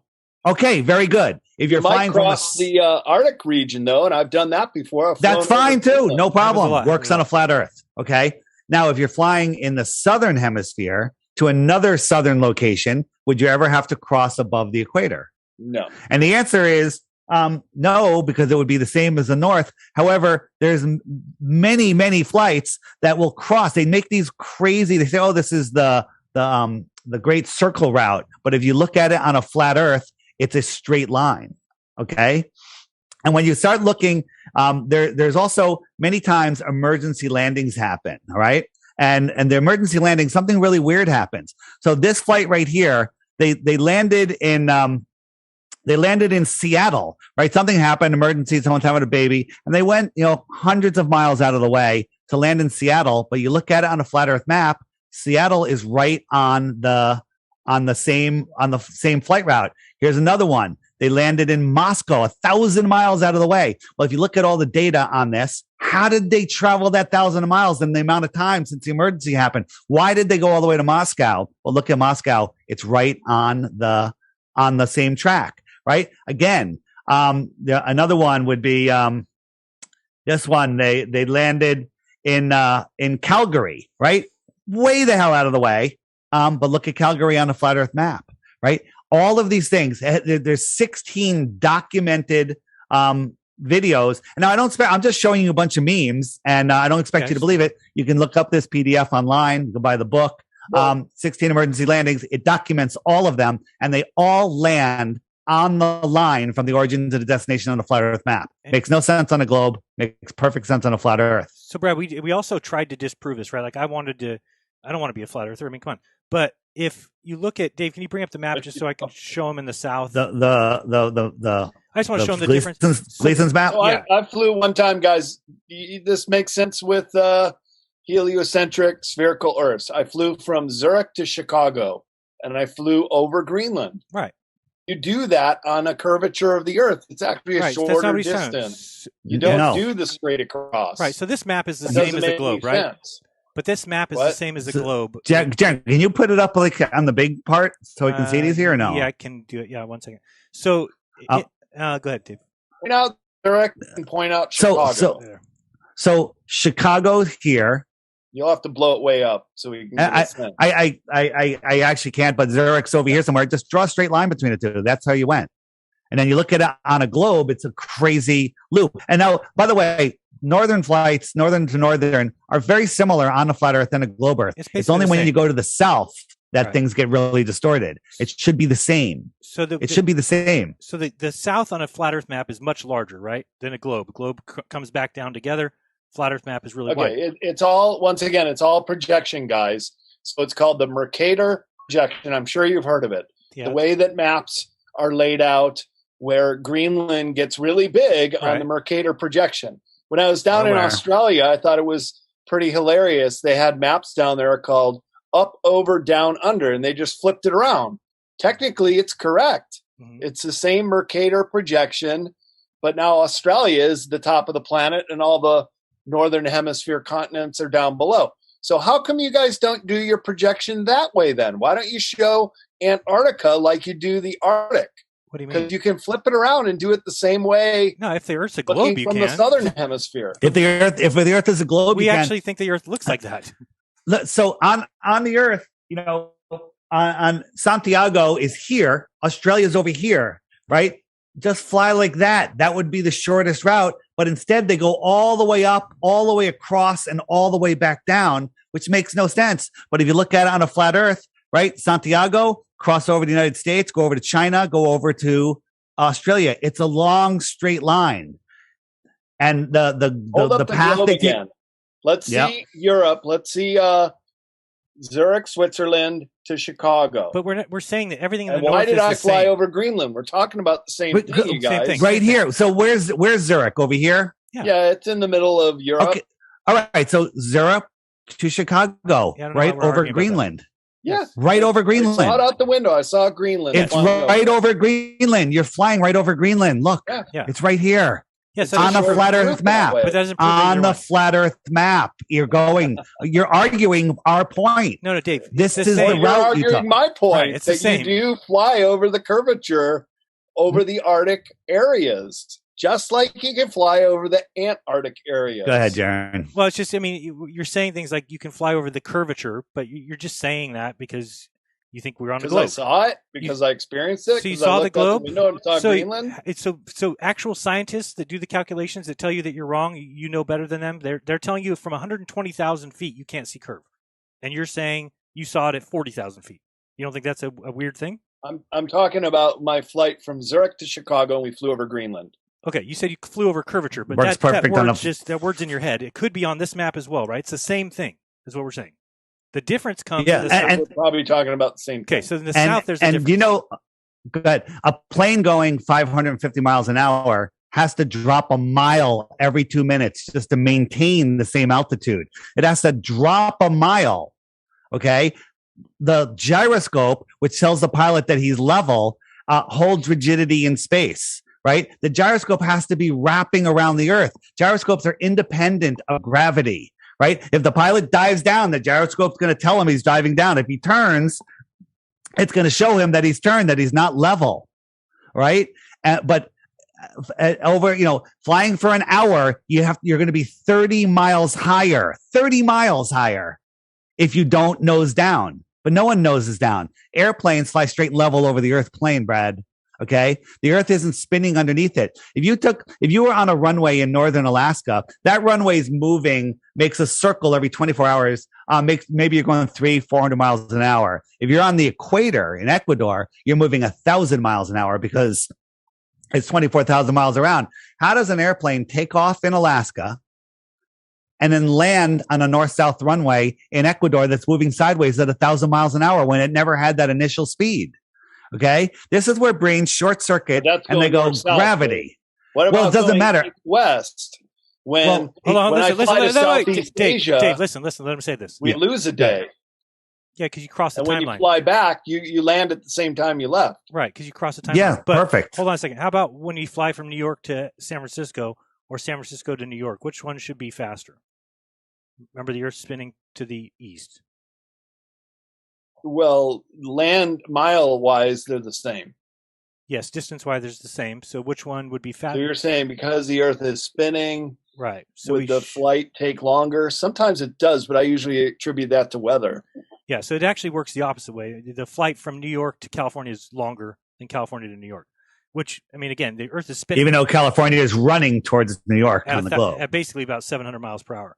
So that's a good observation there, because when you fly with the sun setting in the west, you can arrive at your destination from New York to San Francisco just a little bit later than when you left. So you'd lose 3 hours in the time zone. If it was a 5-hour flight, you would just land 2 hours after you left. But if you went the other way, and let's extend the distance even further. So when I fly to Southeast Asia, that's about 1/3 of the way around the world if you're doing a direct flight. And you will cross the international date line. You see, this is another thing you guys haven't adequately explained, is longitude and latitude, southern hemisphere, northern hemisphere, and flying on these long trans-Pacific flights. I went to the Philippines, one shot, 16-hour flight. And also when you cross the date line. When we came back, we do you ever wonder then we left, actually. Why the coordinate system for a 3-dimensional 3D globe only has a 2-dimensional coordinate system, right? It's give you coordinates on a flat plane. Now we know there's elevations and ups and downs, mountains and valleys, but they're using a 2-dimensional longitude and latitude coordinate system. The coordinate system they're using is a flat Earth coordinate system. Okay. So just look right here. Let me just show you. I'm going to turn on the time zones, right? And the time zones spin with the sun. Wherever the sun is, it's noon, right? Wherever the sun is, it's noon. So here are the time zones moving. So if I'm in an airplane and I'm flying this way. Or what's the date? Oh yeah, April 22nd. This is today's date. Today's date. Okay. Is today the 22nd?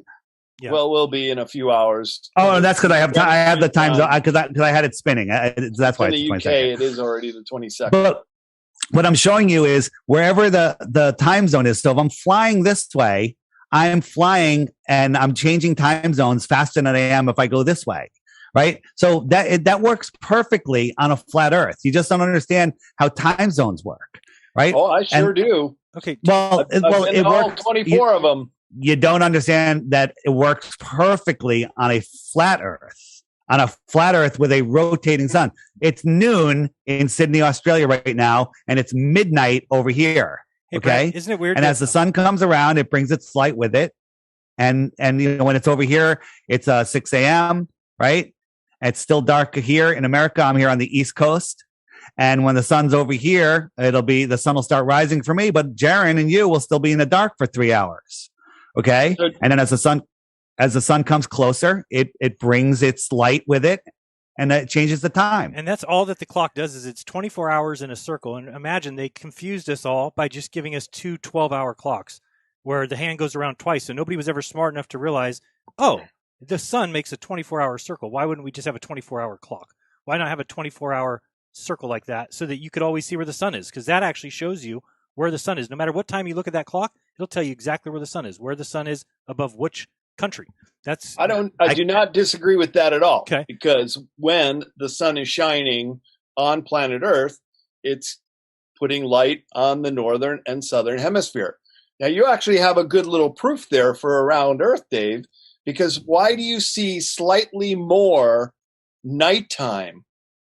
Because I'll explain that to you. So if it was the equinox 1 month ago on March 21st, it would be a straight across line. Now, if you go forward to the solstice, it'll be a shorter day. There was a great, maybe you guys remember that in the Smarter Image store, and it showed the light, very similar to yours. On equinox, it is equal 12-hour days northern and southern hemisphere, but it changes, of course, during the solstice. Now let us tell you how it works on a flat Earth. Hold on, you mean everywhere is the same? Everywhere's 12 hours? On equinox, except below the Arctic and Antarctic Circle. It changes because you're so far low that you're only getting See, that's weird. Let me shouldn't look into be that. It may be exactly the same in the Arctic. The other thing that's weird about the globe seasons is that the sun, when it's closer to us during our winter by 3 million miles, they say, which is pretty crazy. Well, I mean, the sun is right above me in the summer. Let me run you through an experiment, and I'm going to ask you a few questions. So if I'm if I'm here, if the sun is directly above me and casting no shadow, so I got the sun directly above me and I have no shadow in any direction, I could assume that it's 90 degrees above me, right? Mm-hmm. That's a fact. I want to make sure you understand. So You're just saying try to follow me. 12 noon If or the sun is something at the middle point of the day. Middle point of the day, the sun is directly above me. This can only happen in between the tropics. Happens in Hawaii. It happens in Mexico. But so the sun is directly above me. It's 90 degrees above me because there's no shadow. I just want to make sure you understand. It's not a theory or anything. Okay. If the sun is 90 degrees above me, what if I took the sun and I moved it halfway between 90 degrees and the ground? How many degrees is that? 45 degrees. It's 45 degrees off my horizontal plane. Okay. Right? You with me, Jan? Are you with me? Yep.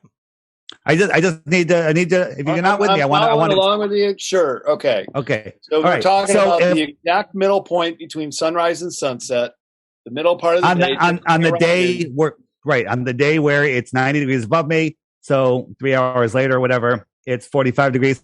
And when it's on the horizon, just before it sets, how many degrees is that? 10. That would be, 1, 2, 3, 4, 5 degrees, whatever, or, an 85 to 90 degree tilt.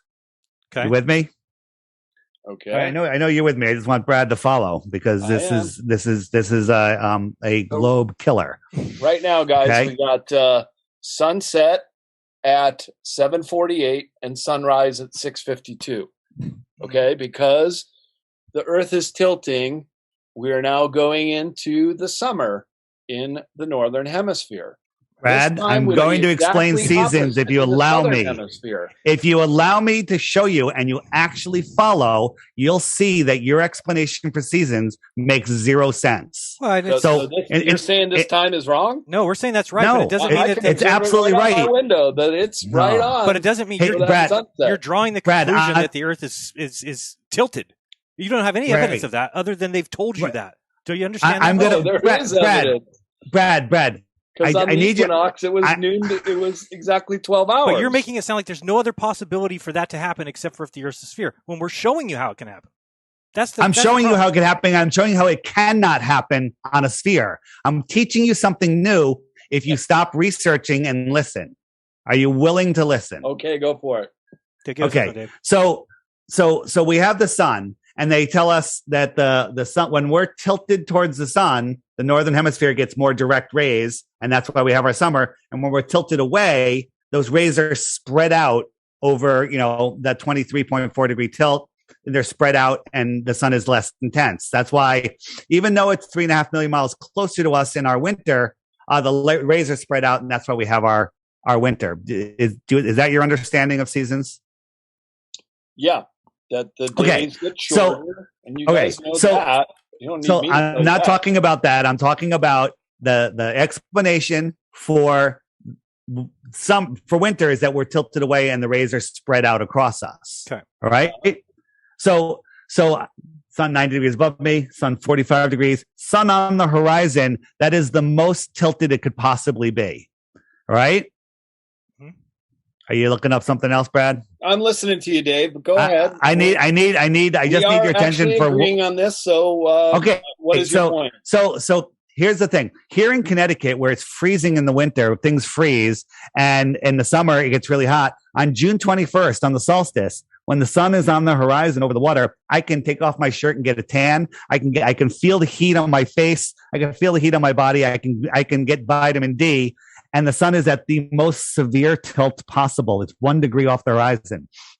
And it's 3.5 million miles farther away. I can feel that heat. Then in December, on the winter solstice, when the sun at solar noon, when it's 50 degrees or higher in the sky, a much more direct angle, and 3.5 million miles closer to me, I can't even feel the heat on my face. I could stare at the sun. I don't get a tan. I don't feel the heat. It's 3.5 million miles closer. It's at a much more direct angle, much more direct.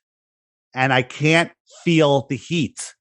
Okay. In the heliocentric model, that makes zero sense. Now, In the flat Earth model, the days are a lot longer on the winter. And I'll explain why the days are longer. So just follow me out here. If you and I were sitting outside in a snowy field, 20 feet apart, and Jaron came over with a heat lamp and held it 15 feet over your head, a big giant heat lamp, and it's directly above you, 90 degrees above you, you'd be like, and the snow around you would melt.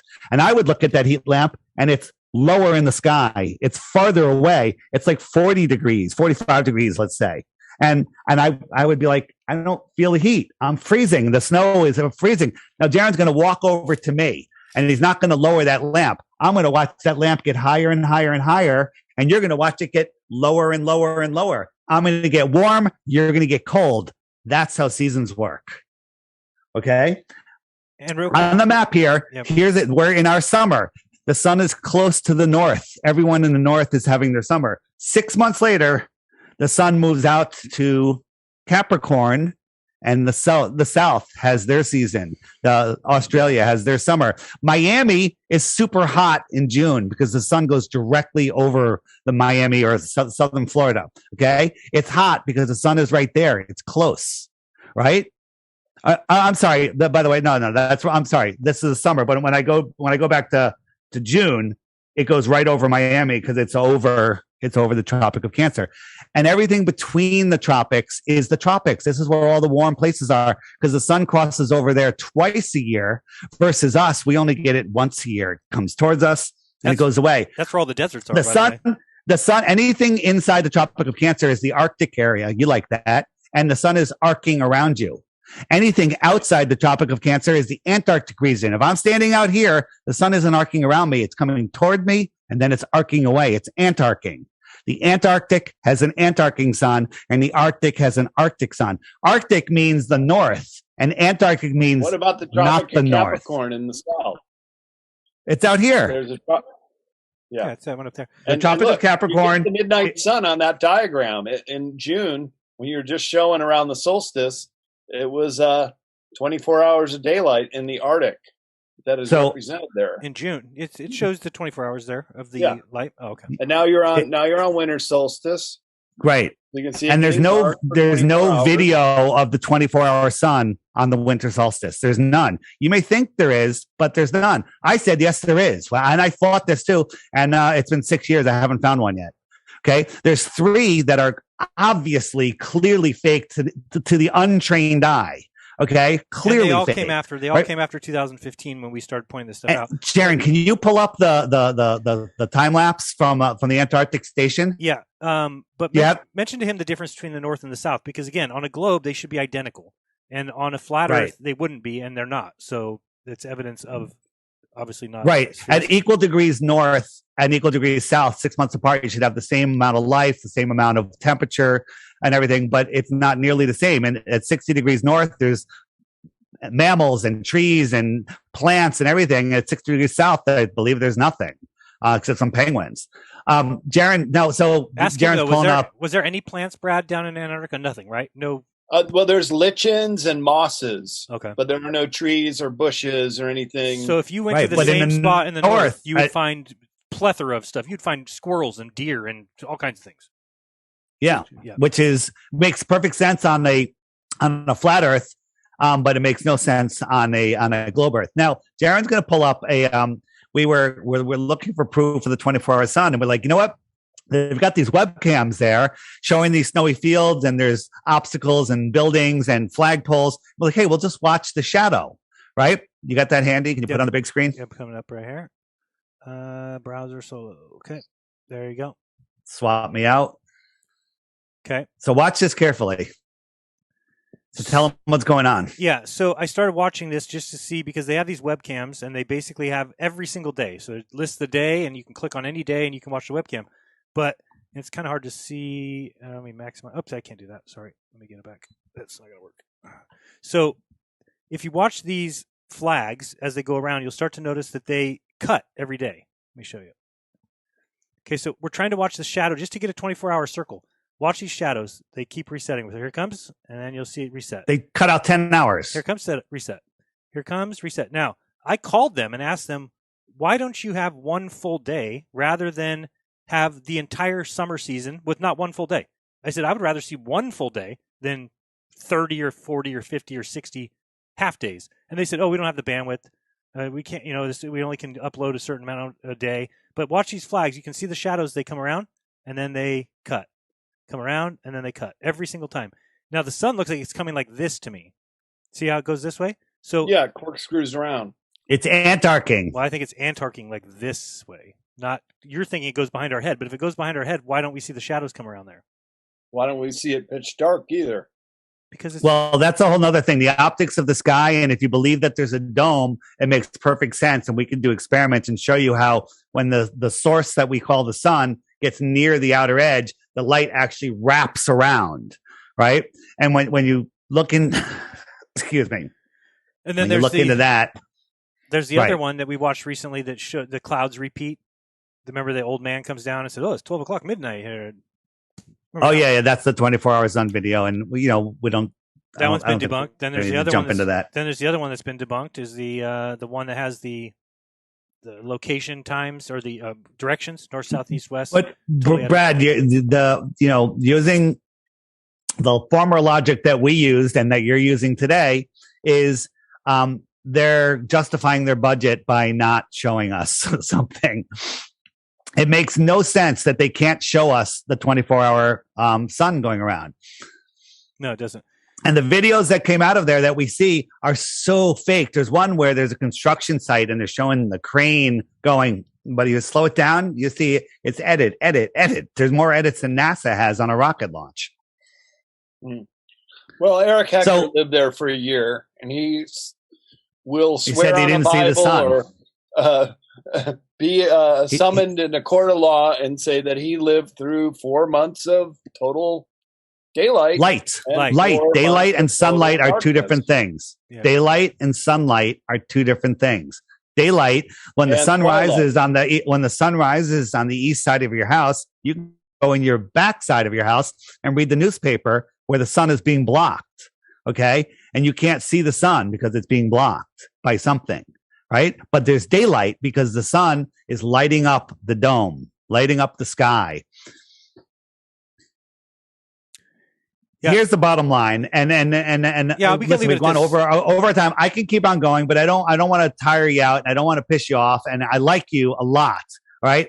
But I'm not pissed off at all. all right, I just don't- I'm just saying.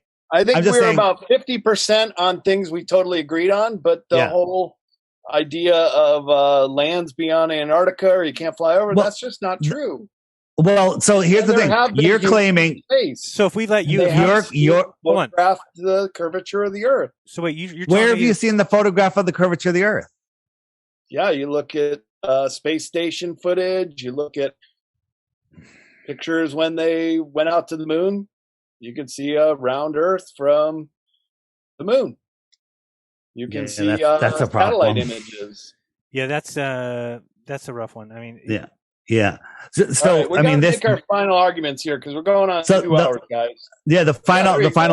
well, This is made in Photoshop. The guy that made it admitted he made it in Photoshop, and you can even look, and he photoshopped the clouds. He was lazy in Photoshop. He stepped and repeated them, but he admits he made it in Photoshop. Right? When we look at photos of the Earth, you have to take your pick. Which one do you like? I'm a blue marble guy. This is my favorite. Which one do you like? Because these are all paintings. Okay, these are all paintings of Earth, and you think those are hard to paint. Check this out. This is a painting.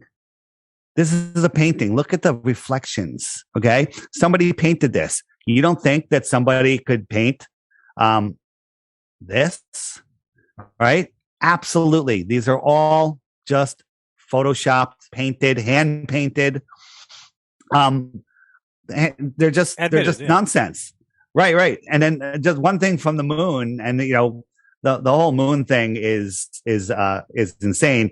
These are all the landing places that we had on the moon, and these are all of them. Well, this is a full moon. Okay, this is why we see the moon from Earth. So the Earth is here. It's over here. It's not over there. It's not over there. But if we look at the pictures, we see the moon off the horizon.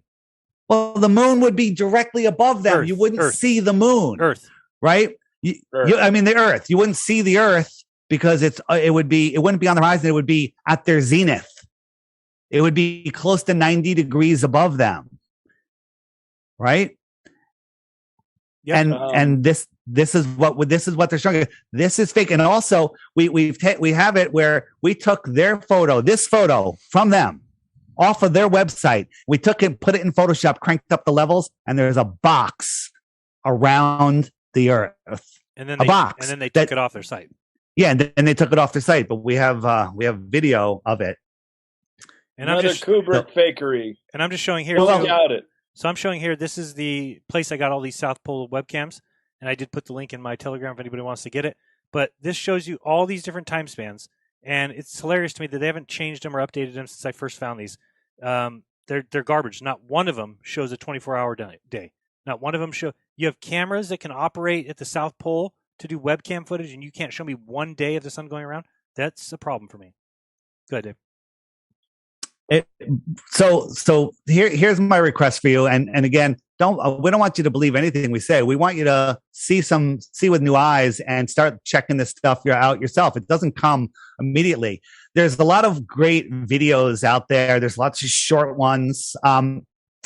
There's a bunch of documentaries. One of them's called The Stranger's Guide to Flat Earth 21 Questions. I would love you to watch that one day when you're eating dinner or whatever you're doing, kicking back.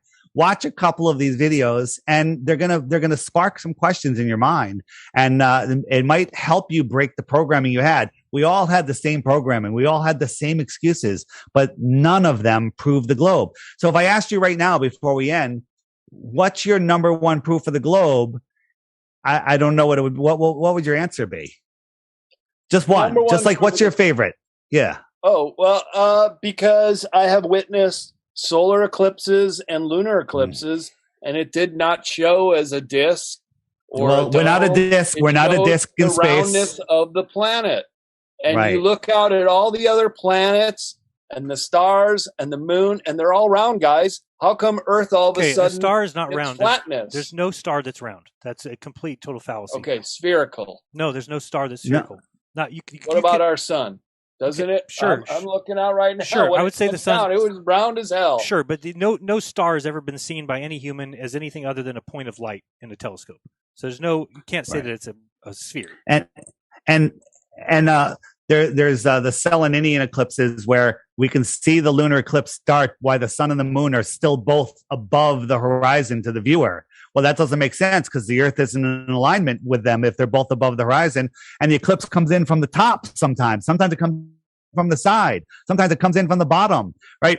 These prove that it's not the Earth that is causing the shadow on the moon, right? And you can't cast a shadow 238,000 miles where it makes a sharp edge, right? The whole eclipse thing, we have tons of videos on eclipses to show you what they're not. Right? The moon I'll admit it, is a huge mystery. But the way it works is you got the Tropic of Cancer, the Tropic of Capricorn, you got the equator. This isn't the scale or speed, but the sun and the moon do the same thing. But the moon travels between the tropics every 2 weeks. The sun does it every 6 months. And only when they cross at a nodal point do we have a solar eclipse, right? So the moon goes in and out every 2 weeks. Right? You know, there's a 24-hour moon in the north, but not a 24-hour moon in the south. Every month, there's a 24-hour moon for a week. And then this is when we have our solar eclipse, right? So the whole brainwashing that eclipses prove the globe is a lie. Think about this. Government out here to help us, I think we're on agreement that they're really not. What's one thing they do when there's a solar eclipse? They make sure everybody has free glasses that will blind them from staring at the eclipse because they'll go blind if they look at the eclipse. Well, let me tell you something. The last two eclipses, I stared at the eclipses with not even sunglasses on the entire time, and my eyesight got better. And I got lots of information. And what I saw isn't what they're telling us. They don't want you to look, okay, at what's really going on. The whole eclipse thing is nonsense. When the moon eclipses the sun completely, no one's ever seen the moon, right? It's blocking the sunlight. The earth shine should be lighting up the moon like the moonshine lights up the earth, even with infrared. from the International Fake Station. No one has ever seen the moon eclipse the sun. So what is doing it? That's a whole longer discussion. But again, there's tons and tons of information that Google's hiding from you. You won't find it easily. I want to show Brad one thing and then we'll be done. But Brad, so this is the South Pole camera I just brought up. This is April 20th. And I want to show you, and tell me if we can call this fake together. So this is April 20th. Now watch the sun come around from right to left. See the sun? Okay, so it's... Oh, there's some Aurora Borealis there, too. Yeah, it's very nice. Okay, so here it comes. It's going right to left, and it's going right about the horizon. It's the 4:20. Now watch the next day. 4:21, here comes the sun. You tell me if we can call bullshit on that. Can you call bullshit on that? Can you call bullshit that the sun just moved 5 degrees, 10 degrees in the sky in one day? They're faking this whole freaking shit. It's all fake. Because, again, now it's up here. It was just here. Here it says 4:21. And why don't they show the camera all day? Here it goes. 7, 8, 9, 10, 11, 1, 2, 3, 4, 5, 6, 7, 8, 9, 10, 11, 1, 2, 3, 4. They cut out 12 hours of it. Look how high it is now. What the hell? Oh, my God. Okay, this is bullshit. I can't even deal with this anymore. That's in 4 days. The sun just went from the horizon to fucking 30 degrees in the sky. Wow. That's, I mean, to me, I just get so pissed at why, do you know how easy it would be to have a fucking camera 24 hours a day at the South Pole that we could show children why the Earth's a sphere? Do you know how easy it would be for them to put a camera on the moon showing the Earth spin? The moon's always looking at us. It's always the same. Put a camera up there. You could put it online. It could be earth.com, earth whatever, and it would be the number one viewed website of all time. You could have Pizza Hut and Target with their little logos on there, and it would be paid for, and they don't do it. It's a disgrace. And this is when the Voyager, I think it was the Voyager, did a time lapse of Jupiter. You got the storm, you got clouds going one way, going another way. Coolest thing ever. But then this is the famous picture, which comes from the model, which I was just showing a minute ago. And then 2.5 years later, they showed, oh, look, we see the northern lights. That proves that Jupiter has a magnetic core, a molten magnetic core, which is also scientifically impossible. But if you look at it, none of the clouds change. It's the exact same picture, just a little darker. Okay. This again is showing that NASA's lying about planets. And then you're saying, well, why are all the other planets round? Show me a round planet. Okay. NASA's faking everything, so you can't use them. No one's ever seen it. Go look at Jupiter in the sky with your naked eyes, with binoculars, with the telescope. Okay. Ask yourself how this dusty, dirty ball is reflecting light back brighter than any star. It's gas, right? by the way. Use your mind, which they've literally trained us not to use. They've taken it away. And Brad, you're creative. You're looking into stuff. I just watched your presentation on some pyramids and stuff, and you're using your mind creatively to look at the stuff. Open it up more. Look at the lies that they're telling us. You're defending a model that you have no proof of. You just said planets are round. You have no proof of that. You were told a story. I've looked through telescopes. I've seen Saturn, I've seen Jupiter, I've seen Mars, I've seen Venus through a telescope. Those are round planets, guys. Every one of them. And why is it so? Well, why is it so? Why is Venus? Sun. You saw Venus as a round ball. Why is? Yeah, right. it's round. So this is what you saw. This is Saturn. I've seen it. I've zoomed in on it. These are the other planets, and this is what NASA shows us. These are cartoons. Okay. Google the latest picture of Pluto. Okay. From NASA. Again, they're rubbing it in our face because, Pluto has this friggin' desert that looks like the dog Pluto. Okay. This is mockery. This is treating us like children, people that aren't able to think, right? There are no planets. They used to be called wandering stars because they are stars. They're just like stars, but they're wandering and they have their place here within the Earth system. Okay. It's scientifically provable that the sizes and composition of these things that they tell us in sky would be invisible to us here on Earth. Regardless, we would not be able to see them. We have to recognize that we have no proof of their size or their distance. It's simply been given to us. It's been handed to us on a silver platter and told that it's proof of something, and it's not, because nobody could figure that out on their own. In fact, this is my one thing for you, Brad. Go look into how they figured out the distance to the sun. And it's the biggest horseshit lie you've ever heard in your life, which is that they looked up at Venus and said, what if Venus was the same size as Earth? And then they did all their calculations, and guess what? When they went up there to find out, they got so lucky. Venus is the same size as Earth. What an amazing guess that they made of guessing for no reason. There's no reason to look at anything in the sky and guess it's any size or else the sun and the moon are the same. They're the same size. And how is Venus so bright? It's a gassy planet, and it's reflecting sunlight brighter than it's bright as the sun. It doesn't work that way. None of it works that way. Brad, it's a lot to take in. Love you, brother. And I'm going to end it because I can go all night and have a great time. Yeah, I know. Guys, hit the 2 hour mark. I'm starting to turn into jello. I got to go get something to eat and shower up and do what I got to do tonight. All right, Brad, thanks, Brad. I'm going to send you a playlist of some feature-length Flat Earth videos. Watch them as entertainment. Don't watch them as documentaries. Just watch them as entertainment. You know, turn off the TV one night when you want to kick back. Just watch one of these and see. Well, good. I mean, watch one. Some 45 minutes, hour and a half. Watch them. You might find some really interesting information, and then maybe you want to have another discussion. All right, guys. Well, thanks so much for having me on. It's always good to exchange information, share our observations and what we know and learn. And that's how we grow as a species. We tell us. I want to know one thing. Varied sources and put together our worldview. And what's your? I think we did that. We may be no closer. I don't think you're going to hand me over the bounty, but you're not going to hand the bounty to anybody. So. What's your favorite? Call it that, and have a good night, guys. Wait, what's your favorite? What's your favorite discovery that you've found? What's your favorite uncovering that you've come across? I'm sure you've done a ton. Things that, like here on Earth. Yeah, something that you've found that you would. If I said, what's your best discovery, your best realization? Oh well, I traveled around the world in one direction, and I ended up in the same place.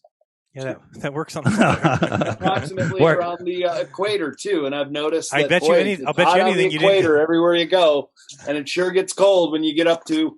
I've been to Trondheim, Norway, a couple degrees from the Arctic Circle, and I've been, as I said, 1 degree within the Antarctic Circle. So I probably know this planet better than anybody you've had on the show, and I am absolutely convinced we live on a spherical planet. East-west circumnavigation works perfectly on a flat Earth. What doesn't work on a flat Earth is southern circumnavigation, and no one's ever done it. All right, guys. Later, Brad. You gotta get going. Thank you. Have a great night. See ya. All right, bye-bye. Oops, I don't want to do that. Oh, boy. Dave. Oh, lordy. You're going to have to start paying cognitive dissonance. You're going to have to start paying me for this shit. I'm not doing it for free anymore. That's why I needed you, buddy. I needed you on this one. Oh, boy. Wow. I don't even know what to say. I mean, he's a nice guy. He's not a nice guy. He just, the indoctrination is so deep. I mean, we were all there, but he's really, really dug in. And I think a lot of people are like that, though. That's it. And those people just have to realize that he's going to fight it the whole way. He's not even listening. He's just going to fight it, right? And I literally had to stop and say, stop Googling, stop trying to, listen to what I'm saying. I don't know what he was doing over there. Wasn't listening. No. Listen. It's fine. He's definitely not a shill. He believes what he's saying, and the indoctrination is really strong. Yeah, I mean, people need to be seeking the truth in those categories. I mean, to find it, it's not. You just can't. It's like almost made that way on purpose or something. Like it's not meant for you to just stumble onto. It's not meant for somebody to tell you it. As weird as that sounds. Sorry, I'm trying to fix your little box here. That was crazy. Yeah, and I couldn't figure out what direction to go with him because he is going to just argue the whole thing. We were all over the place. Well, and he wasn't even hearing what we were saying either. So, I mean, he's just basically arguing a whole other story. Why can't I find your picture here, brother? No, not that one. Left guest. No. Anybody in the chat have? I got to check the super chats to see if there's any. There might not be any. They probably are demanding money from me at this point. They're probably billing you. Excuse me, sir. That'll be $100 for watching that. No, I thought that I would have liked to got into a little bit more of the Antarctic stuff because I think he proved that they didn't go anywhere. They went to the little edge. He went there, and that's it. That's it. That's a little edge. And I think what you described it well when you talked about it being the edge. Although if you're talking about flat Earth, people are going to get the wrong idea.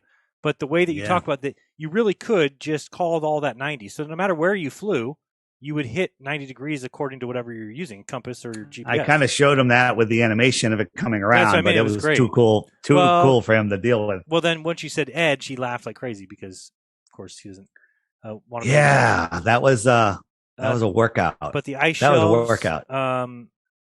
And I mean, I'm happy I found this. I haven't found this site in a while, but I just showed that they're, again, faking everything. So it just a couple times he was scratching his head. A couple times I thought he was looking. But that's the kind of thing where something will come up down the road. Jaron, your screen is split. No, it's not. I fixed it. Yeah, I'm here. I can see myself above myself. Oh, no. I don't know. Jeez. Is it? People in the chat are saying it's split. No, I fixed it. It was because he left, and I fixed it. Oh, okay. A little bit of time. But where was that one I was just watching? That was 2016, July, April to June. Oh yeah, this April one is just hilarious to me. I mean, how would anybody explain this? What we saw here. So if you go to April 20th, look at the distance. I mean, this is classic fakery. Here, so go to 420. Okay, right here. 420 is right there. I know people can't see. I'll move it up in a second. I love how it's like, oh well, NASA's just justify their budget. But he'll believe in this in all the planets and everything. Yeah. Watch this. This is on 419, 420. Watch where the sun is. Okay. So right there, it's like right on the horizon. Maybe we could say it's a little bit above. My mouse pointer worth. Okay. That's on the 20th. Now here's the 21st. Okay, a little higher. Now the 22nd.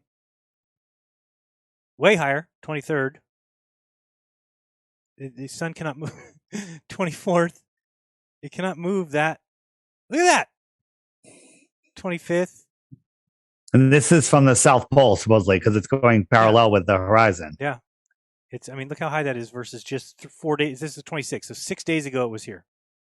I mean, it's just why don't they turn around and follow it? Oh, that's too hard. You got to cut out the camera. Why don't they follow it? Who's in charge of turning off the camera and turning it on every goddamn day? Why do you have to have that person? Just wasting. So stupid. I mean, it'd be so easy to solve some of these problems. If they wanted to prove the globe Earth, it'd be done yesterday. And they don't do it. So what are you supposed to believe? Again, you could very easily be like him and just say, no, I've been to Antarctica and I believe all these things that they tell us and I'm just going to eat it up and not question any of it. The sun and moon distance is such a lie. The way they describe is so dumb when they describe, they waited for a half moon and then they knew that the angle between the Earth and the sun and the moon was 90 degrees. All they needed to do was measure their angle to the sun and they came up with 89.4. So it's like, what are you talking about? How can you measure, if we're looking at a half moon and we say, there's the sun, how can you measure your angle to the sun? It's ridiculous. And it's 89.9, 89.7. So you're talking about 90 degrees of straight. It's just a little bit over. They couldn't have figured that out, guys, 2,000 years ago. You couldn't figure it out today. And yet, that's the story of, like you said, they figured out the distance to the moon. Okay, well, how did they do that? Again, the story doesn't even make sense anymore. And if you just go back and look at Edwin Hubble and look at all these, the whole storyline falls apart. It's just not true. And if they're lying to you, it's for a reason, not to get you the truth across. I don't even think any of those people exist anymore. I'm starting my time frame is shortening up, Dave. It used to be like people before 1400 I'm not going to believe in. Then it was 1500. Then it was 1600. Now it's like Newton. It sounds like a good story. Do you listen to David Avocado Wolf yet on Crow? No, I heard it's really good. Oh my God. Yeah. Everybody sign up for Crow. Listen to David Avocado Wolf. Yeah, he's awesome. He's really well read. And now, hey, can we get him on the Baby Truther show? Yeah, absolutely. He'll come on whenever I want. Yeah, let's do that. He's been, what the hell's going on here? It's just ridiculous. I got to look back at these. I put it in t.me/Jaronism links if somebody wants to play with it because it's still funny that it's just moving all over the place. That's not how things work. So these are supposed to be stars? Yeah. I guess. Now, why don't we ever see a moon? What did you say today? You said something about the moon. How did it drop back down there? Now it's going up and down. Where is the moon? Would it go as high as what date would it hit? Why don't we see the moon? I don't have any idea. I think this whole thing's fake. The whole thing's fake. Crazy. But if they're going to fake it, why not just fake the 24 hours? Why not just fake the whole fucking camera light and the whole flags and shit? Why do the halfway? Why keep cutting it out? Because how they can't fake it. They can't make it look real faking it. And look, if people don't see, this is the clock and you watch it here, it's going 21, 22, 23, 1, 2, 3, 4, 5, 6, 7, 8, 21, 22, 23. So it's just skipping 12 hours a day for no apparent reason. And like here's January, you should see a 24-hour sun. How can they not have one freaking time that you'd be able to see the 24-hour sun? I mean, even if it's fake, just show me once. And they can never do it. You can look at the time, and the time just, here comes the sun, and then click, sets resets. Comes the sun, click. And I think that's because the sun comes like this. And it does go off in this direction, so we do see the shadows rope around to our right a little bit, but then it cuts. See? Cut. It's because the sun's going off. It's going that way. Antarctic. Yep. I thought your description of the seasons was decent. You've done better. Your little ball with the he wasn't listening to you, so what the hell? He wasn't listening, so I just had to keep repeating he was myself. doing this. I am listening to you. I'm watching everything. Yeah. I mean, if the sun is above you at 90 degrees on the horizon, it should be 1 degree. Right. How come people can't get that?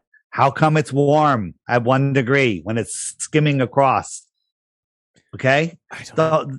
The seasons is all you need to prove the Earth is not a globe.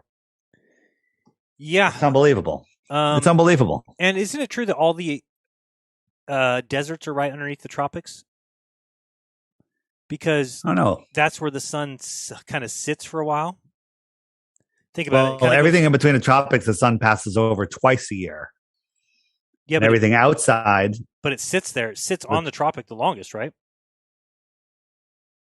You mean on the Tropic of Cancer and on the Tropic of Capricorn? Yeah, I think if you look underneath, here's a map. If you look on the map, I think, isn't it? Let me move this up here.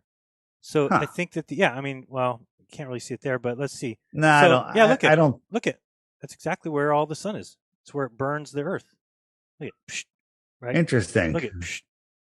So that's where, because think about it. If the sun comes this way, then it stays here. And then goes just back. For a little bit. I mean, it's scorching it just a little bit. Think about this. But hold on, Dave. But think about it. It's getting close here. It's getting hot there. It's getting hot there. Then it has to get there. Then it has to come back. Hot. That's way different than these places because these places don't have back-to-back. Have time to cool off. Right. They have time for it to cool off. Right. Interesting. Oh, look at how we're spinning. It's fantastic. It's wobbling too. So fun, and the atmosphere stays right with it. He couldn't grasp the whole Polaris thing and the shafts. No, and you know what? We got to come up with a way to show the stars because people always get stuck on that. And then you bring up the Home Depot, like, I can't think about that. It's like, so it doesn't mean just because you can't see stars in some place. And you know what? I was going to go there with him. He also wanted to do. It's the dumbest belief. Number one, why can't we see Japan?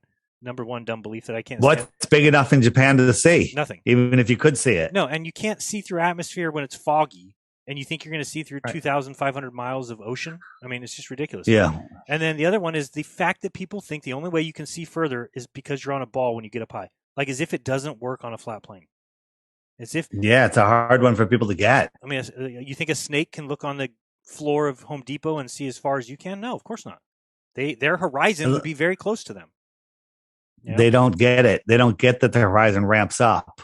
Yeah, I don't know how you necessarily show. Although, did you watch P-Brain's video recently? Was pretty good about that. He described that the reason that it rises to our eye level, and it actually kind of. I think I've talked about this before. When you go to the beach, it's crazy to imagine that all that water is underneath your feet, because it doesn't look like that, and that's just perspective. It's just because of the way our eyes work that everything below your eye line goes to your eye line, and everything above it goes. You mentioned when you were driving in California in like a canyon area. And you look out, it looks like the whole ocean was coming in towards you. I've been there. I know exactly what you're talking scary as shit about. When you're in, when the canyon walls are surrounding you like that, it looks like the whole ocean is coming at you above your head or up to your eye level. Yeah, you'll like flip out because you look out and it looks like it's going to come over that mountain. It's the scariest look ever. You have to sort that out in your head. I think we tried to film it too, and it didn't translate. But when looking, it's like taking a picture of the giant moon. It doesn't work. Doesn't work. Yeah, it's all the way you see. Have you seen that one? Everyone's seeing a video that the girl's driving down some road, and there's like a building that is like really small, and then as you get I have one. I have that happening right here in my town. Really? Well, at my beach. I filmed it. It's the same thing. That's crazy. It's the same thing. So the building is small, and then as you get no, it's big, and as you get closer, it gets smaller and smaller. Yeah, and until it's tiny, and then it's like tiny out in the water, but way back it's like taking up the whole view. Tiny. Oh man, yeah, and I mean, I guess it's hard to on somebody's first day. We should have walked him slower through some of the stuff because he didn't understand that. I think we did fine. Going over. We went all over. We could have stuck on one point and argued the whole time. I'm glad that we covered a lot of topics. And what was his best proof? Planets are round. That one. I mean, his Antarctica proof. I mean, again, he didn't really say he saw the sun go around in a circle. No. So, I mean, he didn't. I'd have to go down there and see it myself. I didn't really have to, because I don't think I'm going to ever trust any video. I've seen too many faked. Why they have to? I was on Twitter the other day talking to some guy about that video because he tried to play that video as proof, and I told him, "Look, we've already debunked it. Look at the clouds repeat." He's like, "Of course the clouds repeat because it's a 24-hour time lapse." I'm like, "Dipshit, go find me one other 24-hour time lapse that shows the sun repeating and the clouds repeating." I said, "You're just making excuses now for them." I said, "You just said, of course it does, but you can't find me one other 24-hour video that shows repeating clouds. Why is that?" And they run away because they just make answers that make them feel better about their beliefs. They don't want to actually, because I know what happens. As soon as you see that and you're like, this shit's fake, and you start really looking into it with the mindset of I'm going to go prove this stuff is fake, then you're going to end up a flat earther. So crazy. People don't want to do that. All right, guys. Let me check if there's any super chats before I say rude things. What happened here? There's one on YouTube asking if you got your coffee. My coffee? No. Did you get the coffee I sent from Bear Pelagic Bear? Coffee? No. Oh wait, is it Bear Pelagic Bear? From what city? I don't know, man. I have 2 letters here, but I haven't opened them. If you mailed it this week, I got that. I do have this, Dave. I can't wait to do this. I'm going to surprise everybody tomorrow with something fun. So this is that hat I was telling you about. Freaking sweet. So you can I can make this say whatever I want. Dave sucks dick. It's going to be all over this hat you watch. Nice. Tomorrow. Nice. Sweet. So I like that. It's got my logo on the back. But yeah, you turn on the little power here. And is that from THC? Yeah. Yeah, it's pretty dope.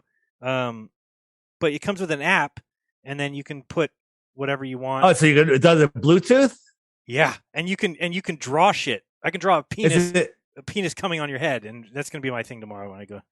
Don't dope. do that. Why not? It's funny. I can't wait. It's gonna be awesome. Childish, my friend. I am childish. That's how we stay young. Okay, how do you turn this off? So that's pretty cool. Anyway. Can you put video on it? Can you Bluetooth video? I don't think so. Put my own streams on it. I don't think it's that good. Is it 4K? Is it 4K? Yeah, it's 4K. Cheap too. Water is level. Did you talk about that? Yeah, we brought it up, but didn't want to hear it. Yeah. A lot of cognitive dissonance. I could tell he burnt out at the end, so that's why he ended it. And he also sees the curvature from the plane. I mean, that's a classic one. I guess these are lies we tell ourselves. I don't know. He listen. Brad's an honest guy, and he honestly believes what he's saying. I believe that he honestly believes that. Hello everyone, Strawman Dan here, and before I start, I just want to tell you all about what is by far my favourite app of all time. Yes, you guessed it, it's the Flat Earth, Sun, Moon and Zodiac Clock app. I know, for years I have been anti-Flat Earth with my highly edited weekly anti-Flat Earth scripted rants, but after downloading this app, wow, I'm blown away. Earth is a horizontal level plane and I'm a complete douchebag. I'm sorry.